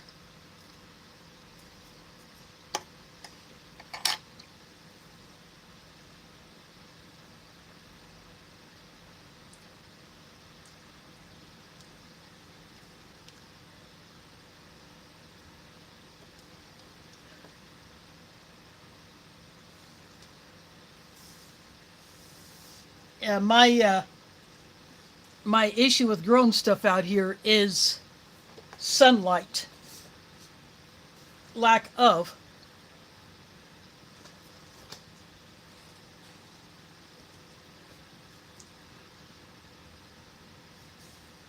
Because my deck faces north, especially this time of year and early spring, when the sun is farther south, I get even less.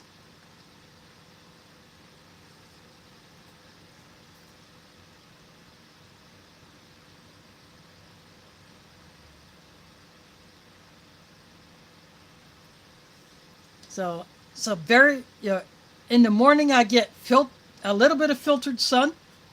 There is a tree, or a couple of trees, and a house to the east end. On the east side, I'm at the end of the building. So on the other side of the exit driveway, there is a house and a couple of trees. And when those trees are fully leafed out, that blocks quite a bit of sun. And then to the west, got trees and a building farther west. Plus, I have a partition that separates my half of the deck from my immediate neighbor's half. And so that blocks sun. So I get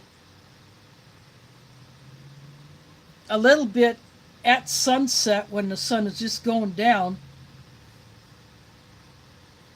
Other than that, nothing.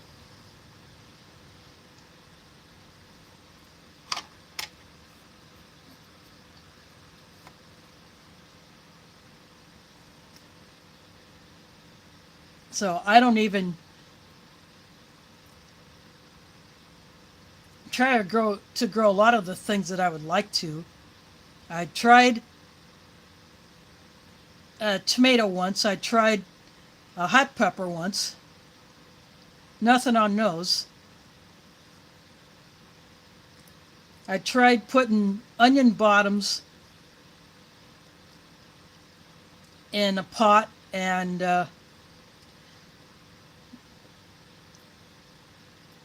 that really didn't do much.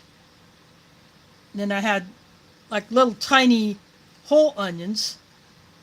I actually planted those as if they would grow any bigger. They didn't do much. And I tried sticking a couple of nubs of ginger in another pot. That didn't do squat.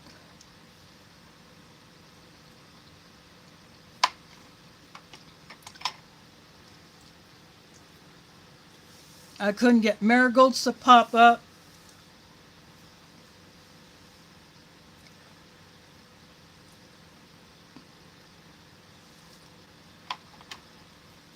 There are just a lot of things that I can't do here. I got seeds for all those, but a lot of them I just can't do because of the lack of sun here.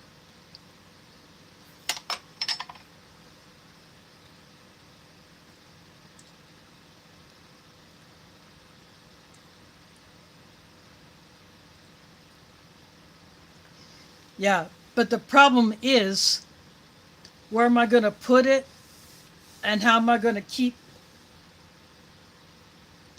it out of the reach of my very active cat, but yet allow me access to it? Plus, my lighting in here is not all that great.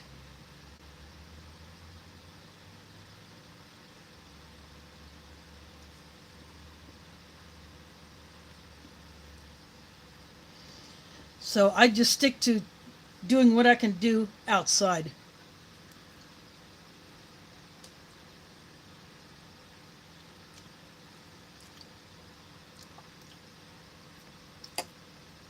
Some of the seeds I could always barter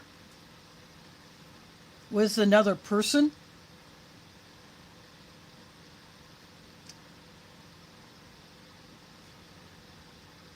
And who knows, maybe in a future giveaway, I might toss a seed packet or three in.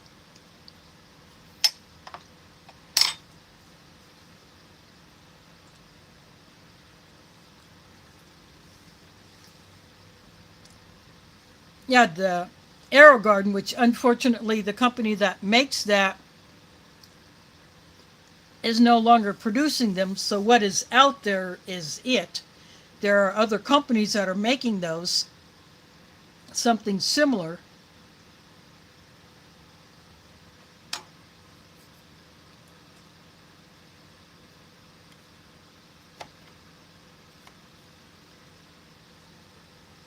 But where I can put that to keep it out of the reach of a very active cat, that's a problem.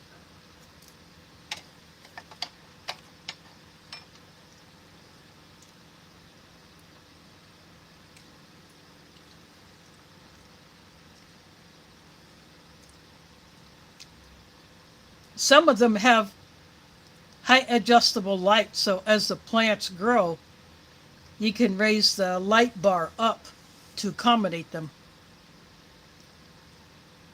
Nowhere near as elaborate as Gil's setup that he has inside his house. That's a pretty nice setup that he's got. But he doesn't have any pets, so he doesn't have to worry about the plants getting messed up.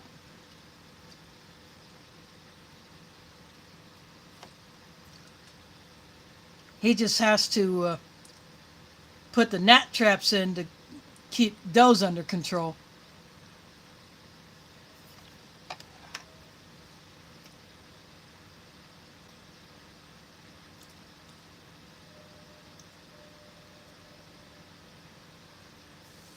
Yeah, I would prefer not to use a squirt bottle. I've heard mixed things about doing that to a cat. But my last cat, Mila, if you do it just right, if you squirt just right and she's right there, she'll try to lick it. She tried to drink from a squirt bottle, and I figured out how to squirt it in just the right way that she can catch that water with her tongue.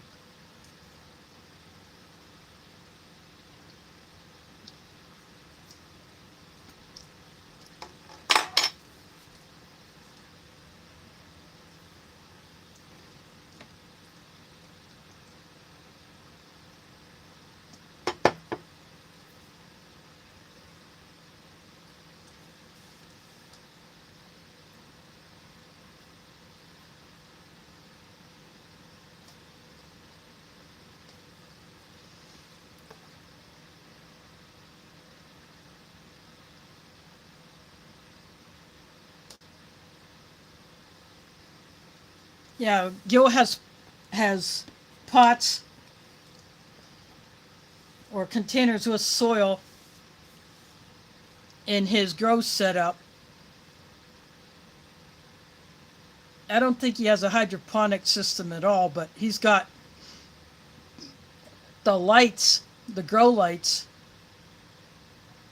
that he mounts on the shelves that he puts some of his smaller containers on, or his trays.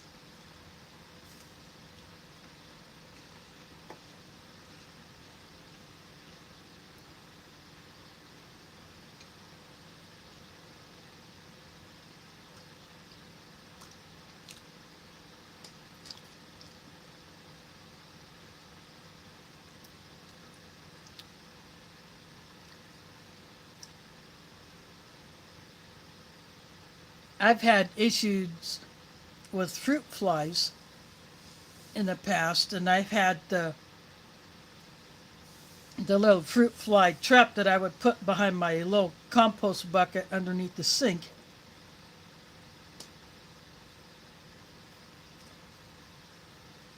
And I tried making my own mix, but I don't think I got it quite right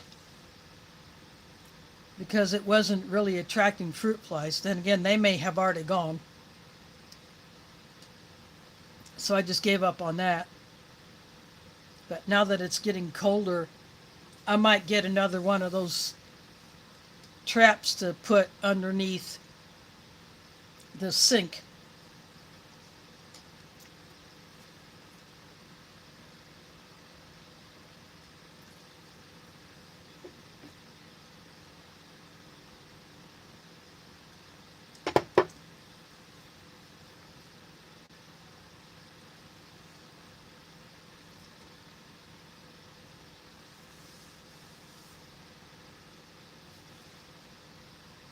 But the other bug problem will probably start showing up fairly soon.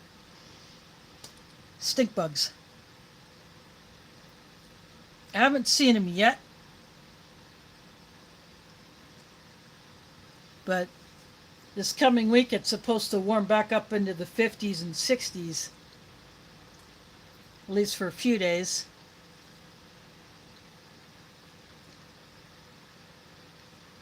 So I don't know if they will make an appearance or not.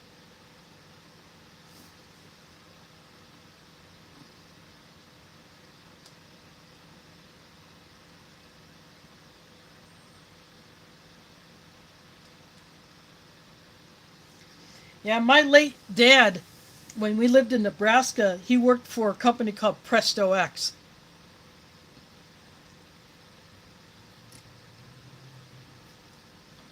And he would drive one of those blue trucks that two or three different shades of blue on it to go make his rounds. And because he got to bring the work truck home,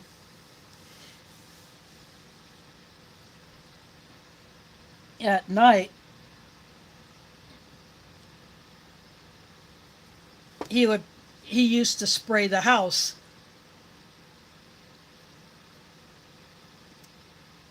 Probably used a little bit of the stuff that was left inside of the tank that he filled at the beginning of his shift, or maybe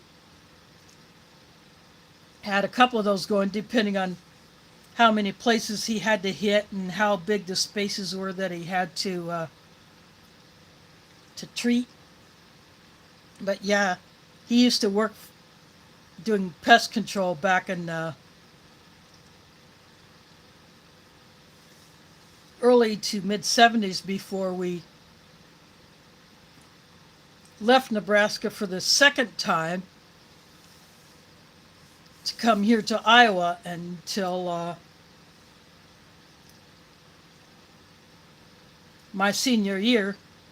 I graduated from high school. My parents got work done in Arkansas a month and a half before my graduation, but I just stayed here in Iowa to finish.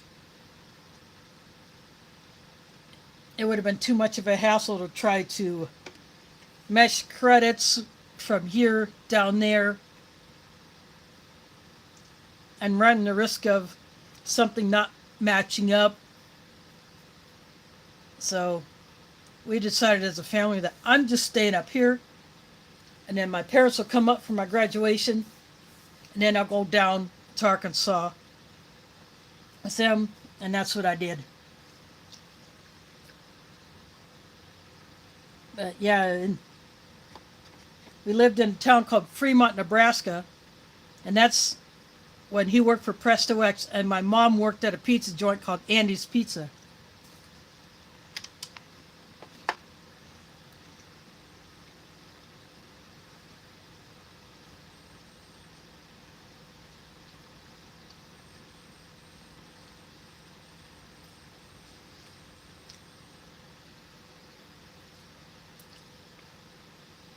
During the summer, we would hang out there quite a bit. We were too young to obviously help her, but we did hang out there quite a bit.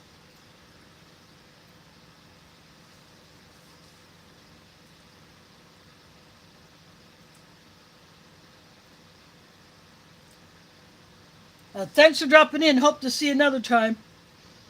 And too bad you had to deal with so much stuff over the weekend.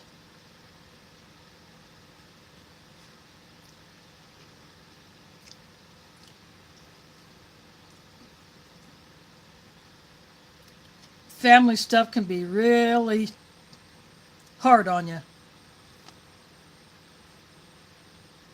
I've been there, done that.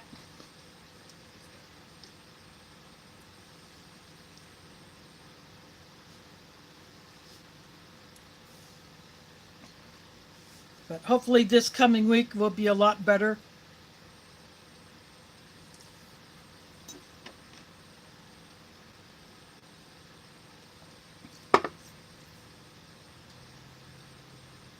And Nescafe Sweet and Creamy is my second favorite 3-in-1 instant coffee behind G7.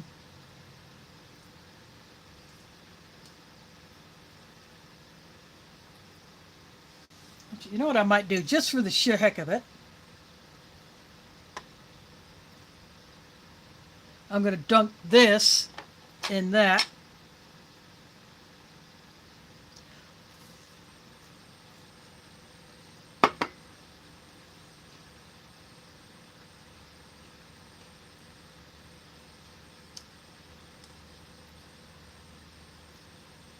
That kind of warmed up the chocolate flavor a little bit.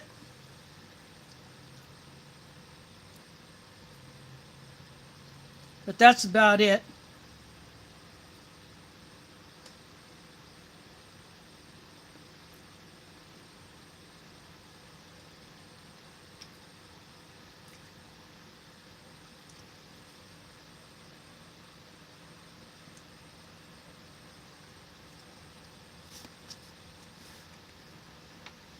But I would definitely buy that bar if it was down here.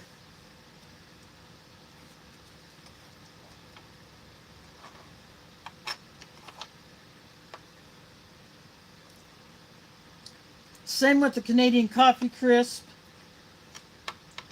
I'd love to see those down here. I'd love to see the Wonder Bars down here.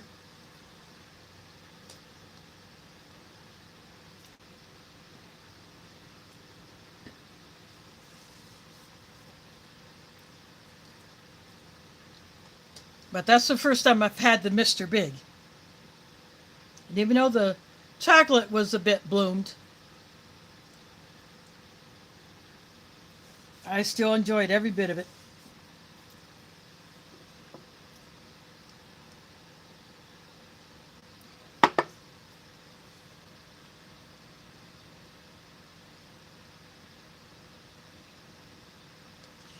This one I found on eBay,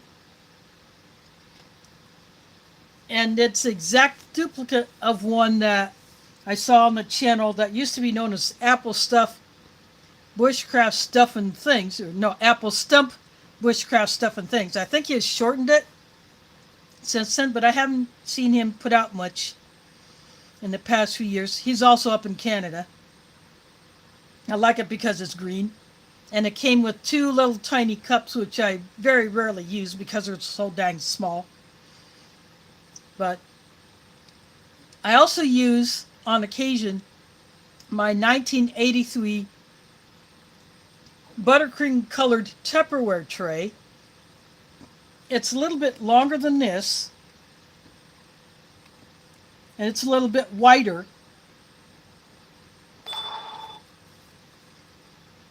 And there's only this skinny section here for utensils. Then it has two squares on the right side of equal size. They're a little bit wider than this section. And then the rest of it is just one huge square or almost rectangle. And I bring that one out when I have a ration that has a huge freeze-dried entree. Say like that long-range patrol ration that I got from Sean Hack, along with that clam chowder MCW. When I open up that LRP, I'll use that Tupperware tray. Of course, when I do the seafood chowder, I'm going to put that in a bowl, since that's supposed to be an actual soup.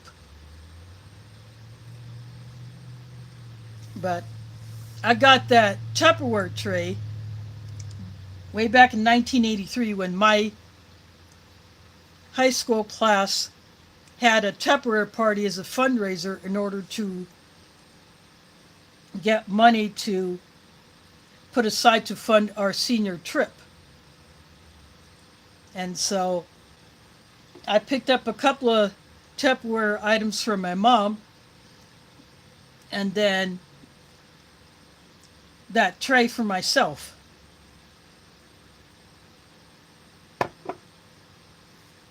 At that time, Tupperware was sold exclusively by people doing parties, like private selling, or maybe they would, of course back then there was no internet selling. But at that time, there was a plastic fillable rolling pin that you could change the weight by the amount of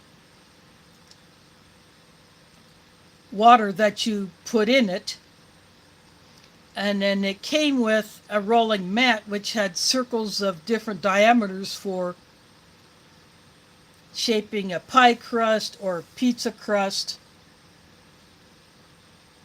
or if you're shaping a round bread loaf, you had those circles as a guide. She still has those, by the way.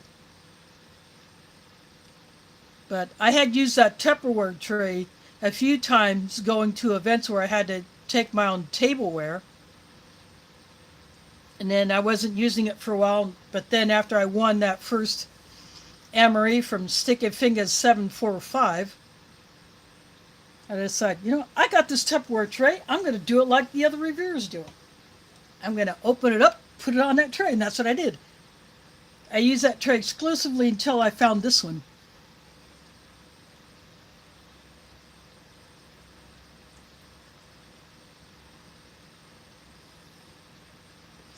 You can find those trays on eBay. I have also seen them in thrift stores. And I found two round ones, like the ones I had seen Smitty use. I gave one of those to a friend who had given him some MREs. I thought, you know what? I'm going to give him this tray. Maybe if he ever decides to do a review on his channel, he's got a tray to put the food on, but he had never done that. I don't know if he ever just ate those MREs or what, but I gave him that tray, and then I have the other one that I had not used. There were two of them in the thrift store, and I bought both. They're round ones. Maybe one of these days I'll just have to bring that one out for use, but I have been saving that for a giveaway item.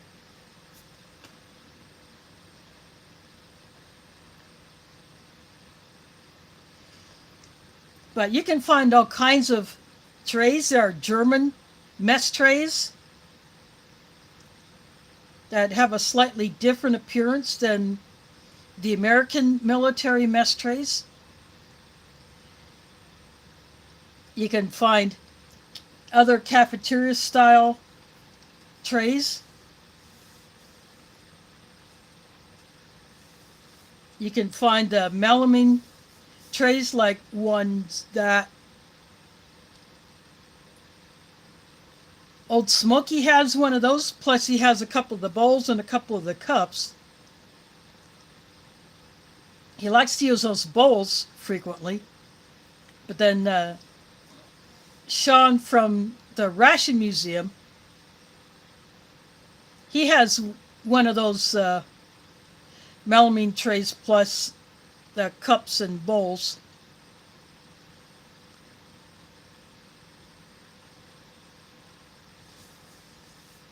Which he has used, but he hasn't been putting up anything for a while. He's been going through some stuff himself, so I hope he's able to revive that, because he has such a wonderful ration collection, which several of us have contributed to. I sent him some stuff.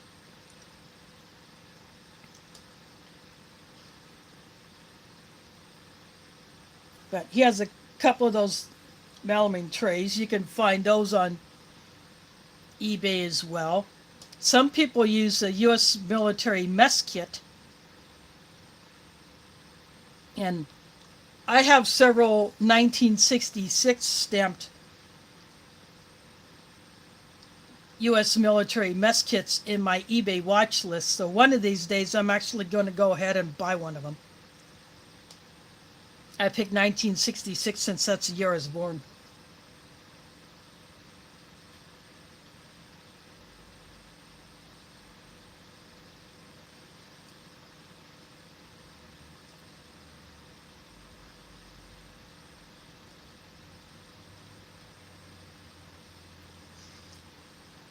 Yeah, that's okay. I have opened up a few older emeries that were not edible.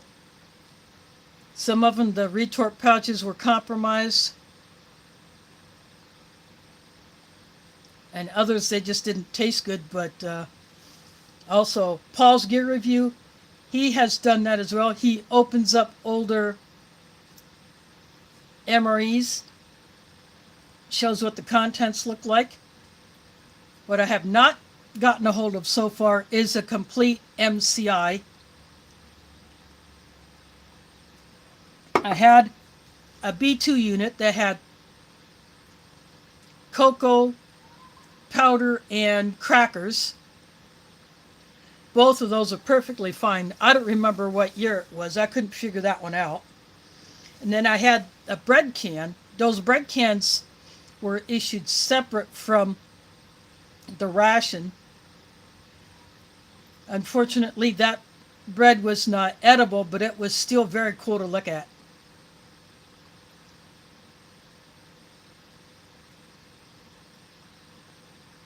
I still have that B2 can because that was very, very clean inside. The bread can got tossed.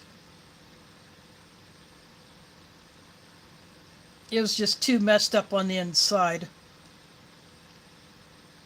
But I had been saving that B2 can for Smokey because there was a guy that he was sending them off to who could somehow make them resealable or at least closable, and he would do reproduction rations with those cans. But I still have that B2 can. But those are the only MCI cans I've ever gotten a hold of. But I would love to get a hold of a complete MCI that's in at least decent condition.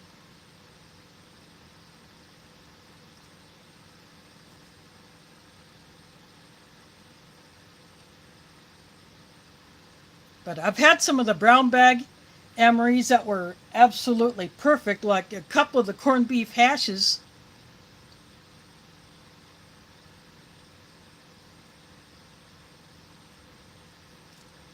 They were absolutely perfect. Another one had been compromised, so I couldn't eat that one, but at least I had two good ones. In one of those, the red packet Taster's Choice was in perfect condition.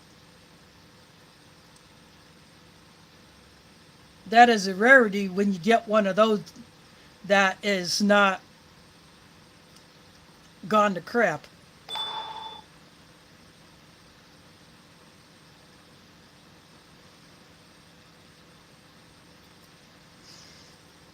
Yeah, those MCI crackers and the very early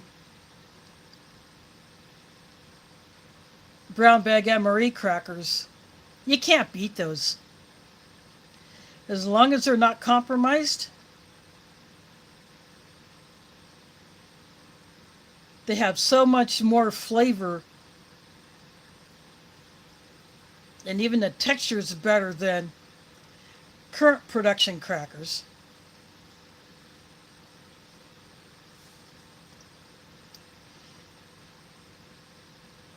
I wish those would be brought back.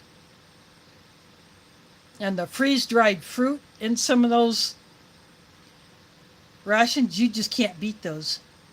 I had a brown bag that had the freeze-dried fruit, but it was in a white packet like you would get for an MCW or in that at that time the Ration Cold Weather. Because that one was a rarity. I never opened that fruit. That is still sealed up. In fact, I put that in one of my buckets of freeze-dried and dehydrated fruit. That's where that one went.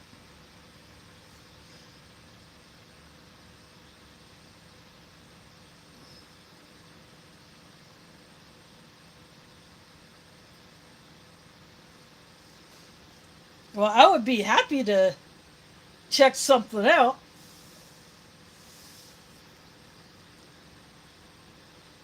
I'm definitely looking forward to that long-range patrol ration that I bought off of Sean Hack, along with that seafood chowder MCW. But those will come up later. The other two long-range patrol rations I had, the mains are absolutely awesome. I would get those again.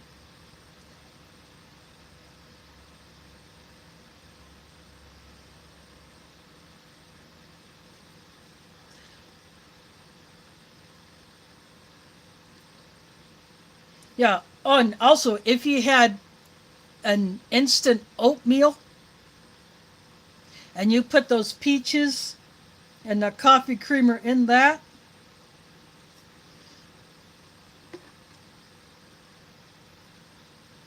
that would be a good belly filler breakfast. And that would taste pretty good too.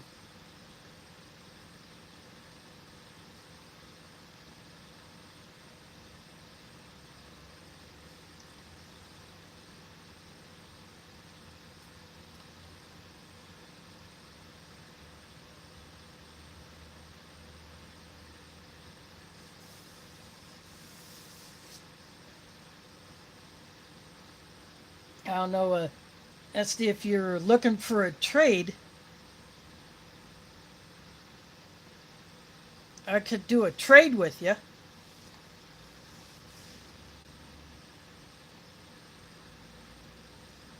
I got some loose components I could put together and make a custom ration with those.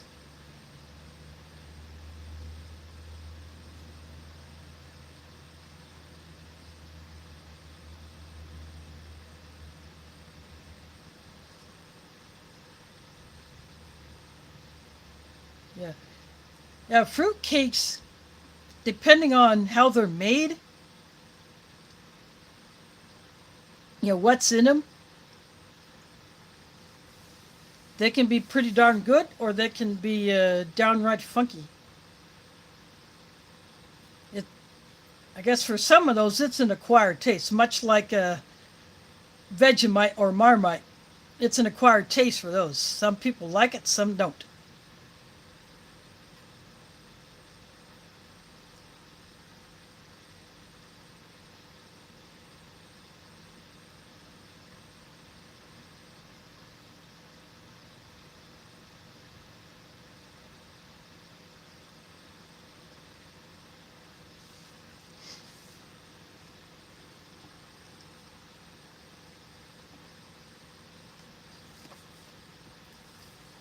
Yeah, we had pretty good luck with fruitcakes when we were kids.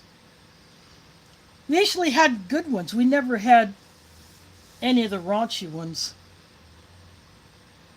We never used any as a doorstop.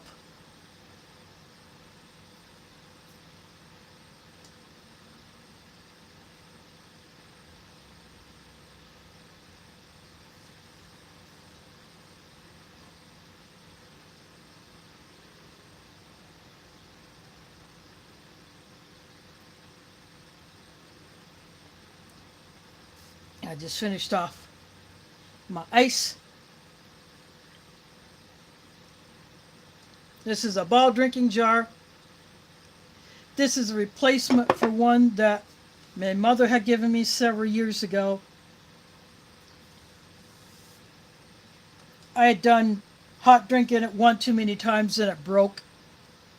I managed to salvage about 2/3 of the hot chocolate that I'd done in it, but then I found this one on eBay. It's not the same as the one that my mom gave me, but I'm not going to tell her that I broke the one that she gave me. I just can't do that to her. Oh, dropped my spork, but that's okay. I'm done with it anyway.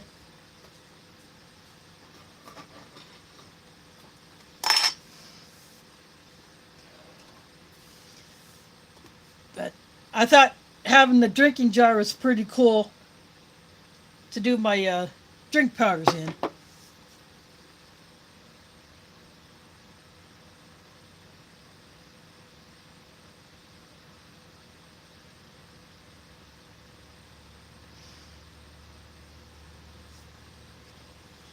Yeah, our tastes do change over time.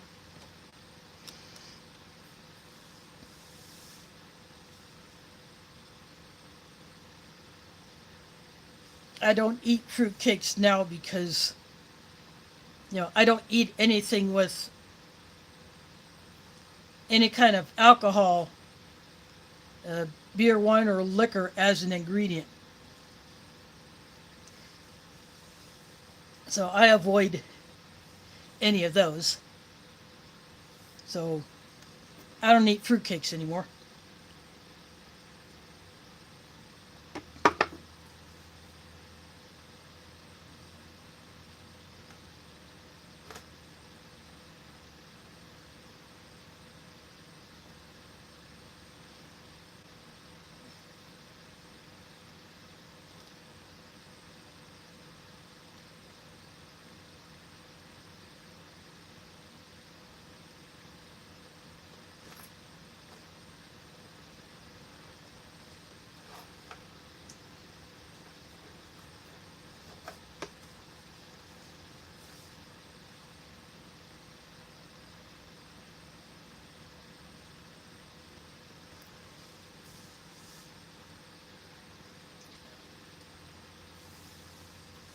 I think the last time I had a fruitcake,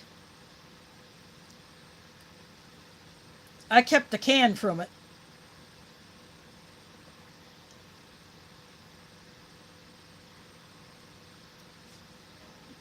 In fact, in 2012, I had gone camping with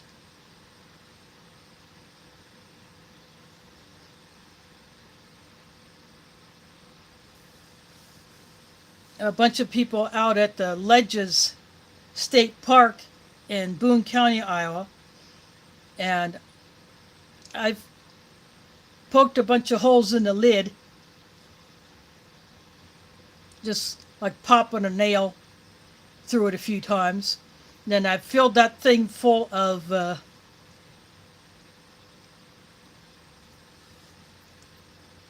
cut denim pieces. And then I got my campfire going, and I put that can in there and made a whole mess of char cloth. And the person that joined me at my campsite, she wondered what the heck that can was for, and I told her I just made a whole mess of char cloth. So I told her how I did it.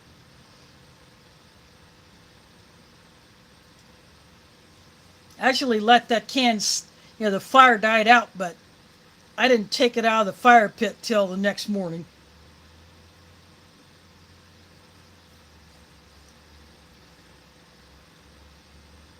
But yeah, I made a whole mess of char cloth in that thing.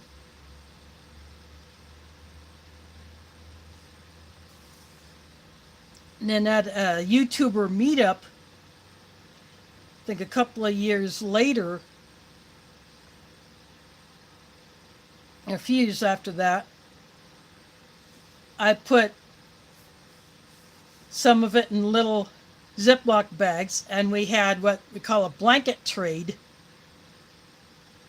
And so I put some of those out on my blanket, and some people took them. They would either trade me for them, or they'd give me $1 for them. So I still have some of that char cloth that I made from that. Not a whole lot of it, but I still have some.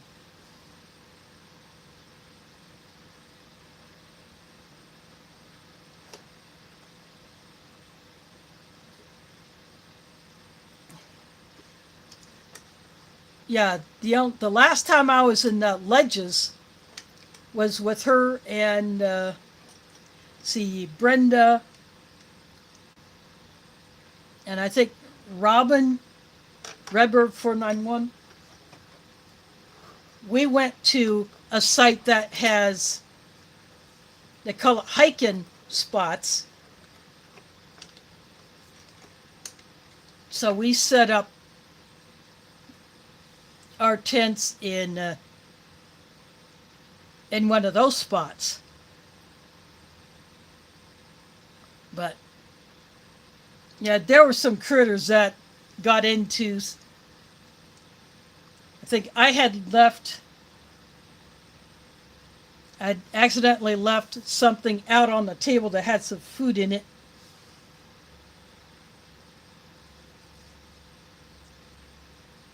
And a squirrel got into it and made a mess.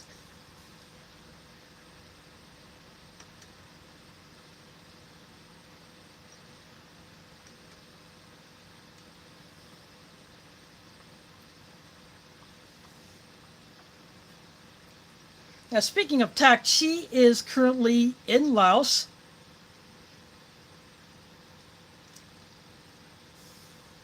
She and her mom and some others tried to cross into Vietnam, but someone had messed up the entry visa or something like that. She tried 2 different border crossings, and they were denied at both of them. So the family that she was going to visit there, they came into Laos through one of those border crossings. They got through. And so they hung out for a day on the Laotian side, and then they went back across.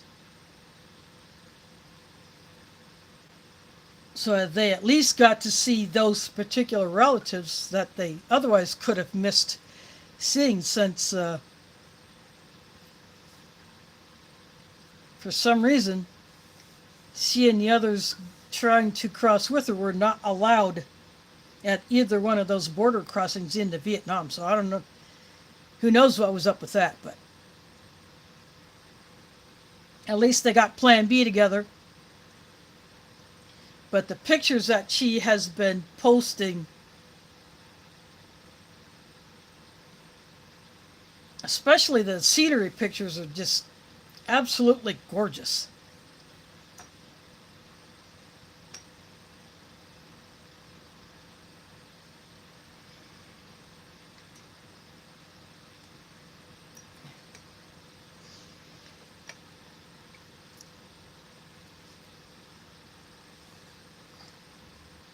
Yeah, yeah, he was a really, really good man. So she definitely had a big loss there.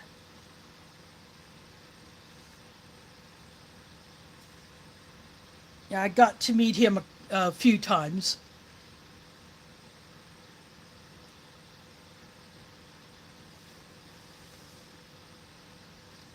And I camped there, I think, twice. I had only been to that place twice, but what they did for hanging hammocks is a pretty cool setup. I'd never seen that done anywhere before, but that was pretty darn cool what they did for hanging hammocks.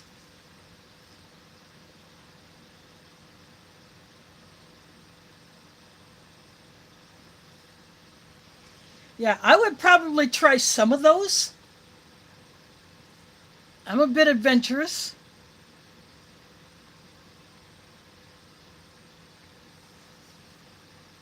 There are probably some that I would stay away from. Just,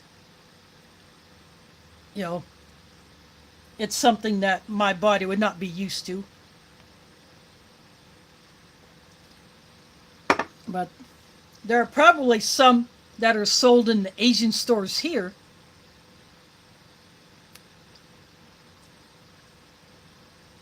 that would probably be something I would try. Certain things I would not.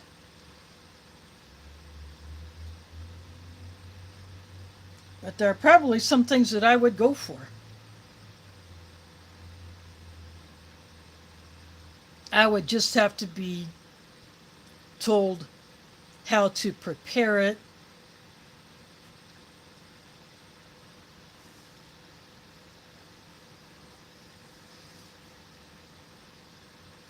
Or just go to an Asian restaurant, which I haven't been to in quite some time.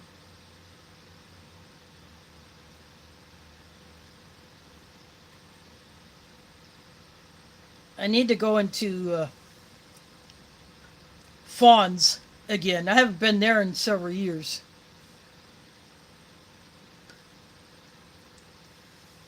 That's on East University, in between East 9th and East 12th on the south side of the street. It's across from a Quick Trip, and it's next to a wash and dry laundromat.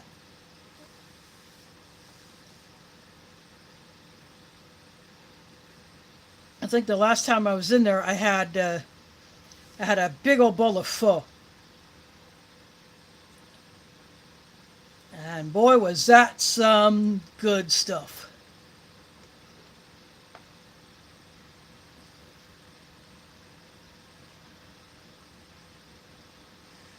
Ooh, I haven't had smoked salmon in such a long time. When my one sister was working in New York, she would buy a pack of smoked salmon, and she would fly back here to Iowa, she would bring that pack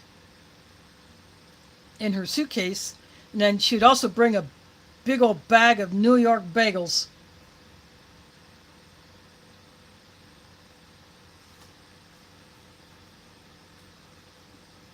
Those are the best bagels. And then that smoked salmon. That was some pretty good stuff.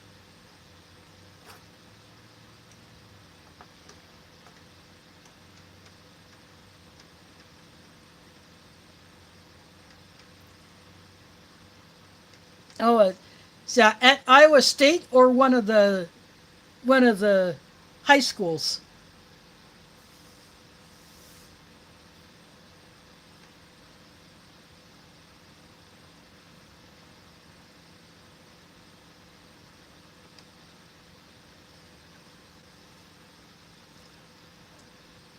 Yeah, but that smoked salmon is obviously much better.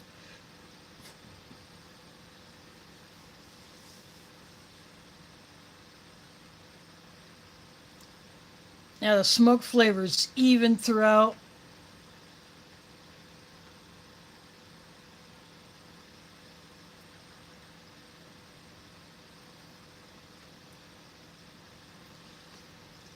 Oh, okay.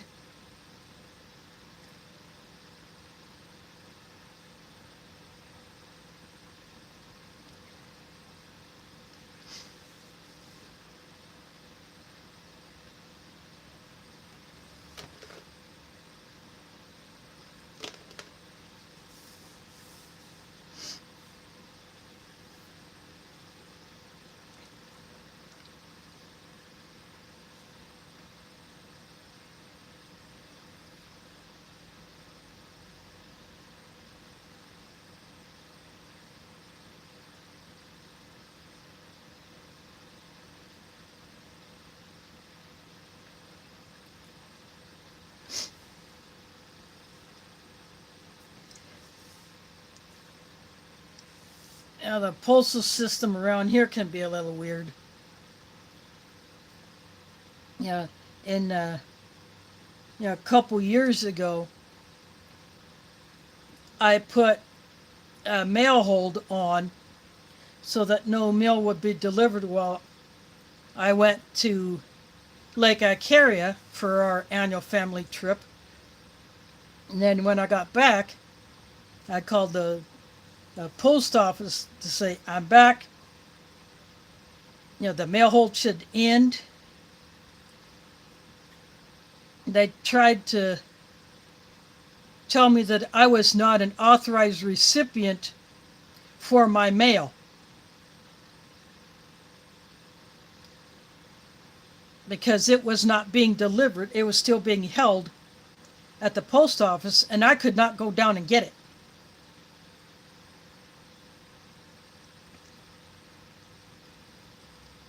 So it took a few days for them to finally decide that I could get all my held mail delivered.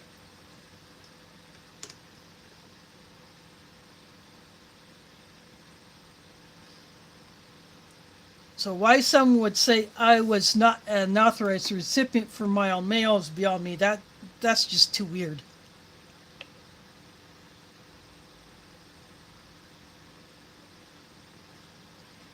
My delicious mug is empty.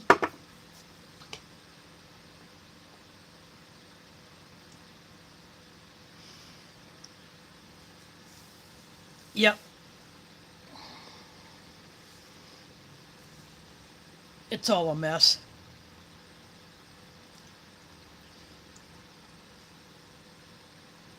But it's better than dealing with FedEx.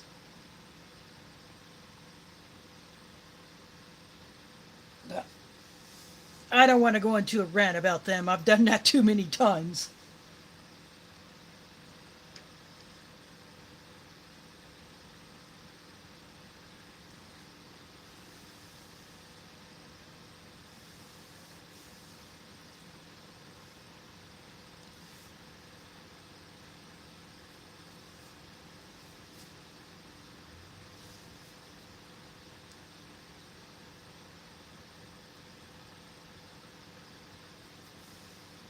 Yeah, it's if is your email address on your about page?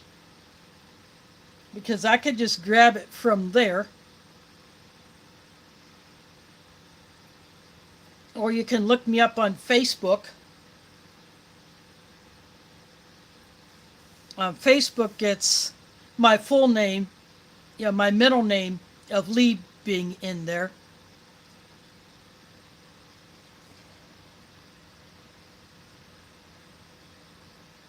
Yeah, it's about time for me to knock off since I've eaten everything that I had planned on eating tonight.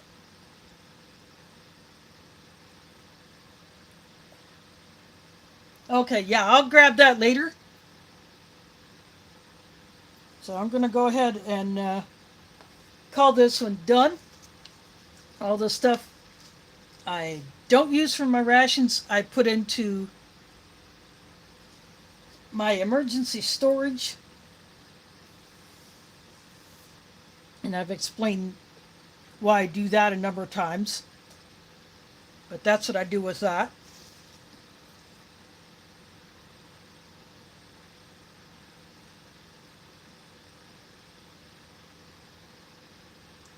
These sporks are awesome, by the way. And I got another one to add to my collection. But I'm going to go ahead and call those some good. Next week will probably be one of my American MREs. I'll decide on which one I'm going to pull out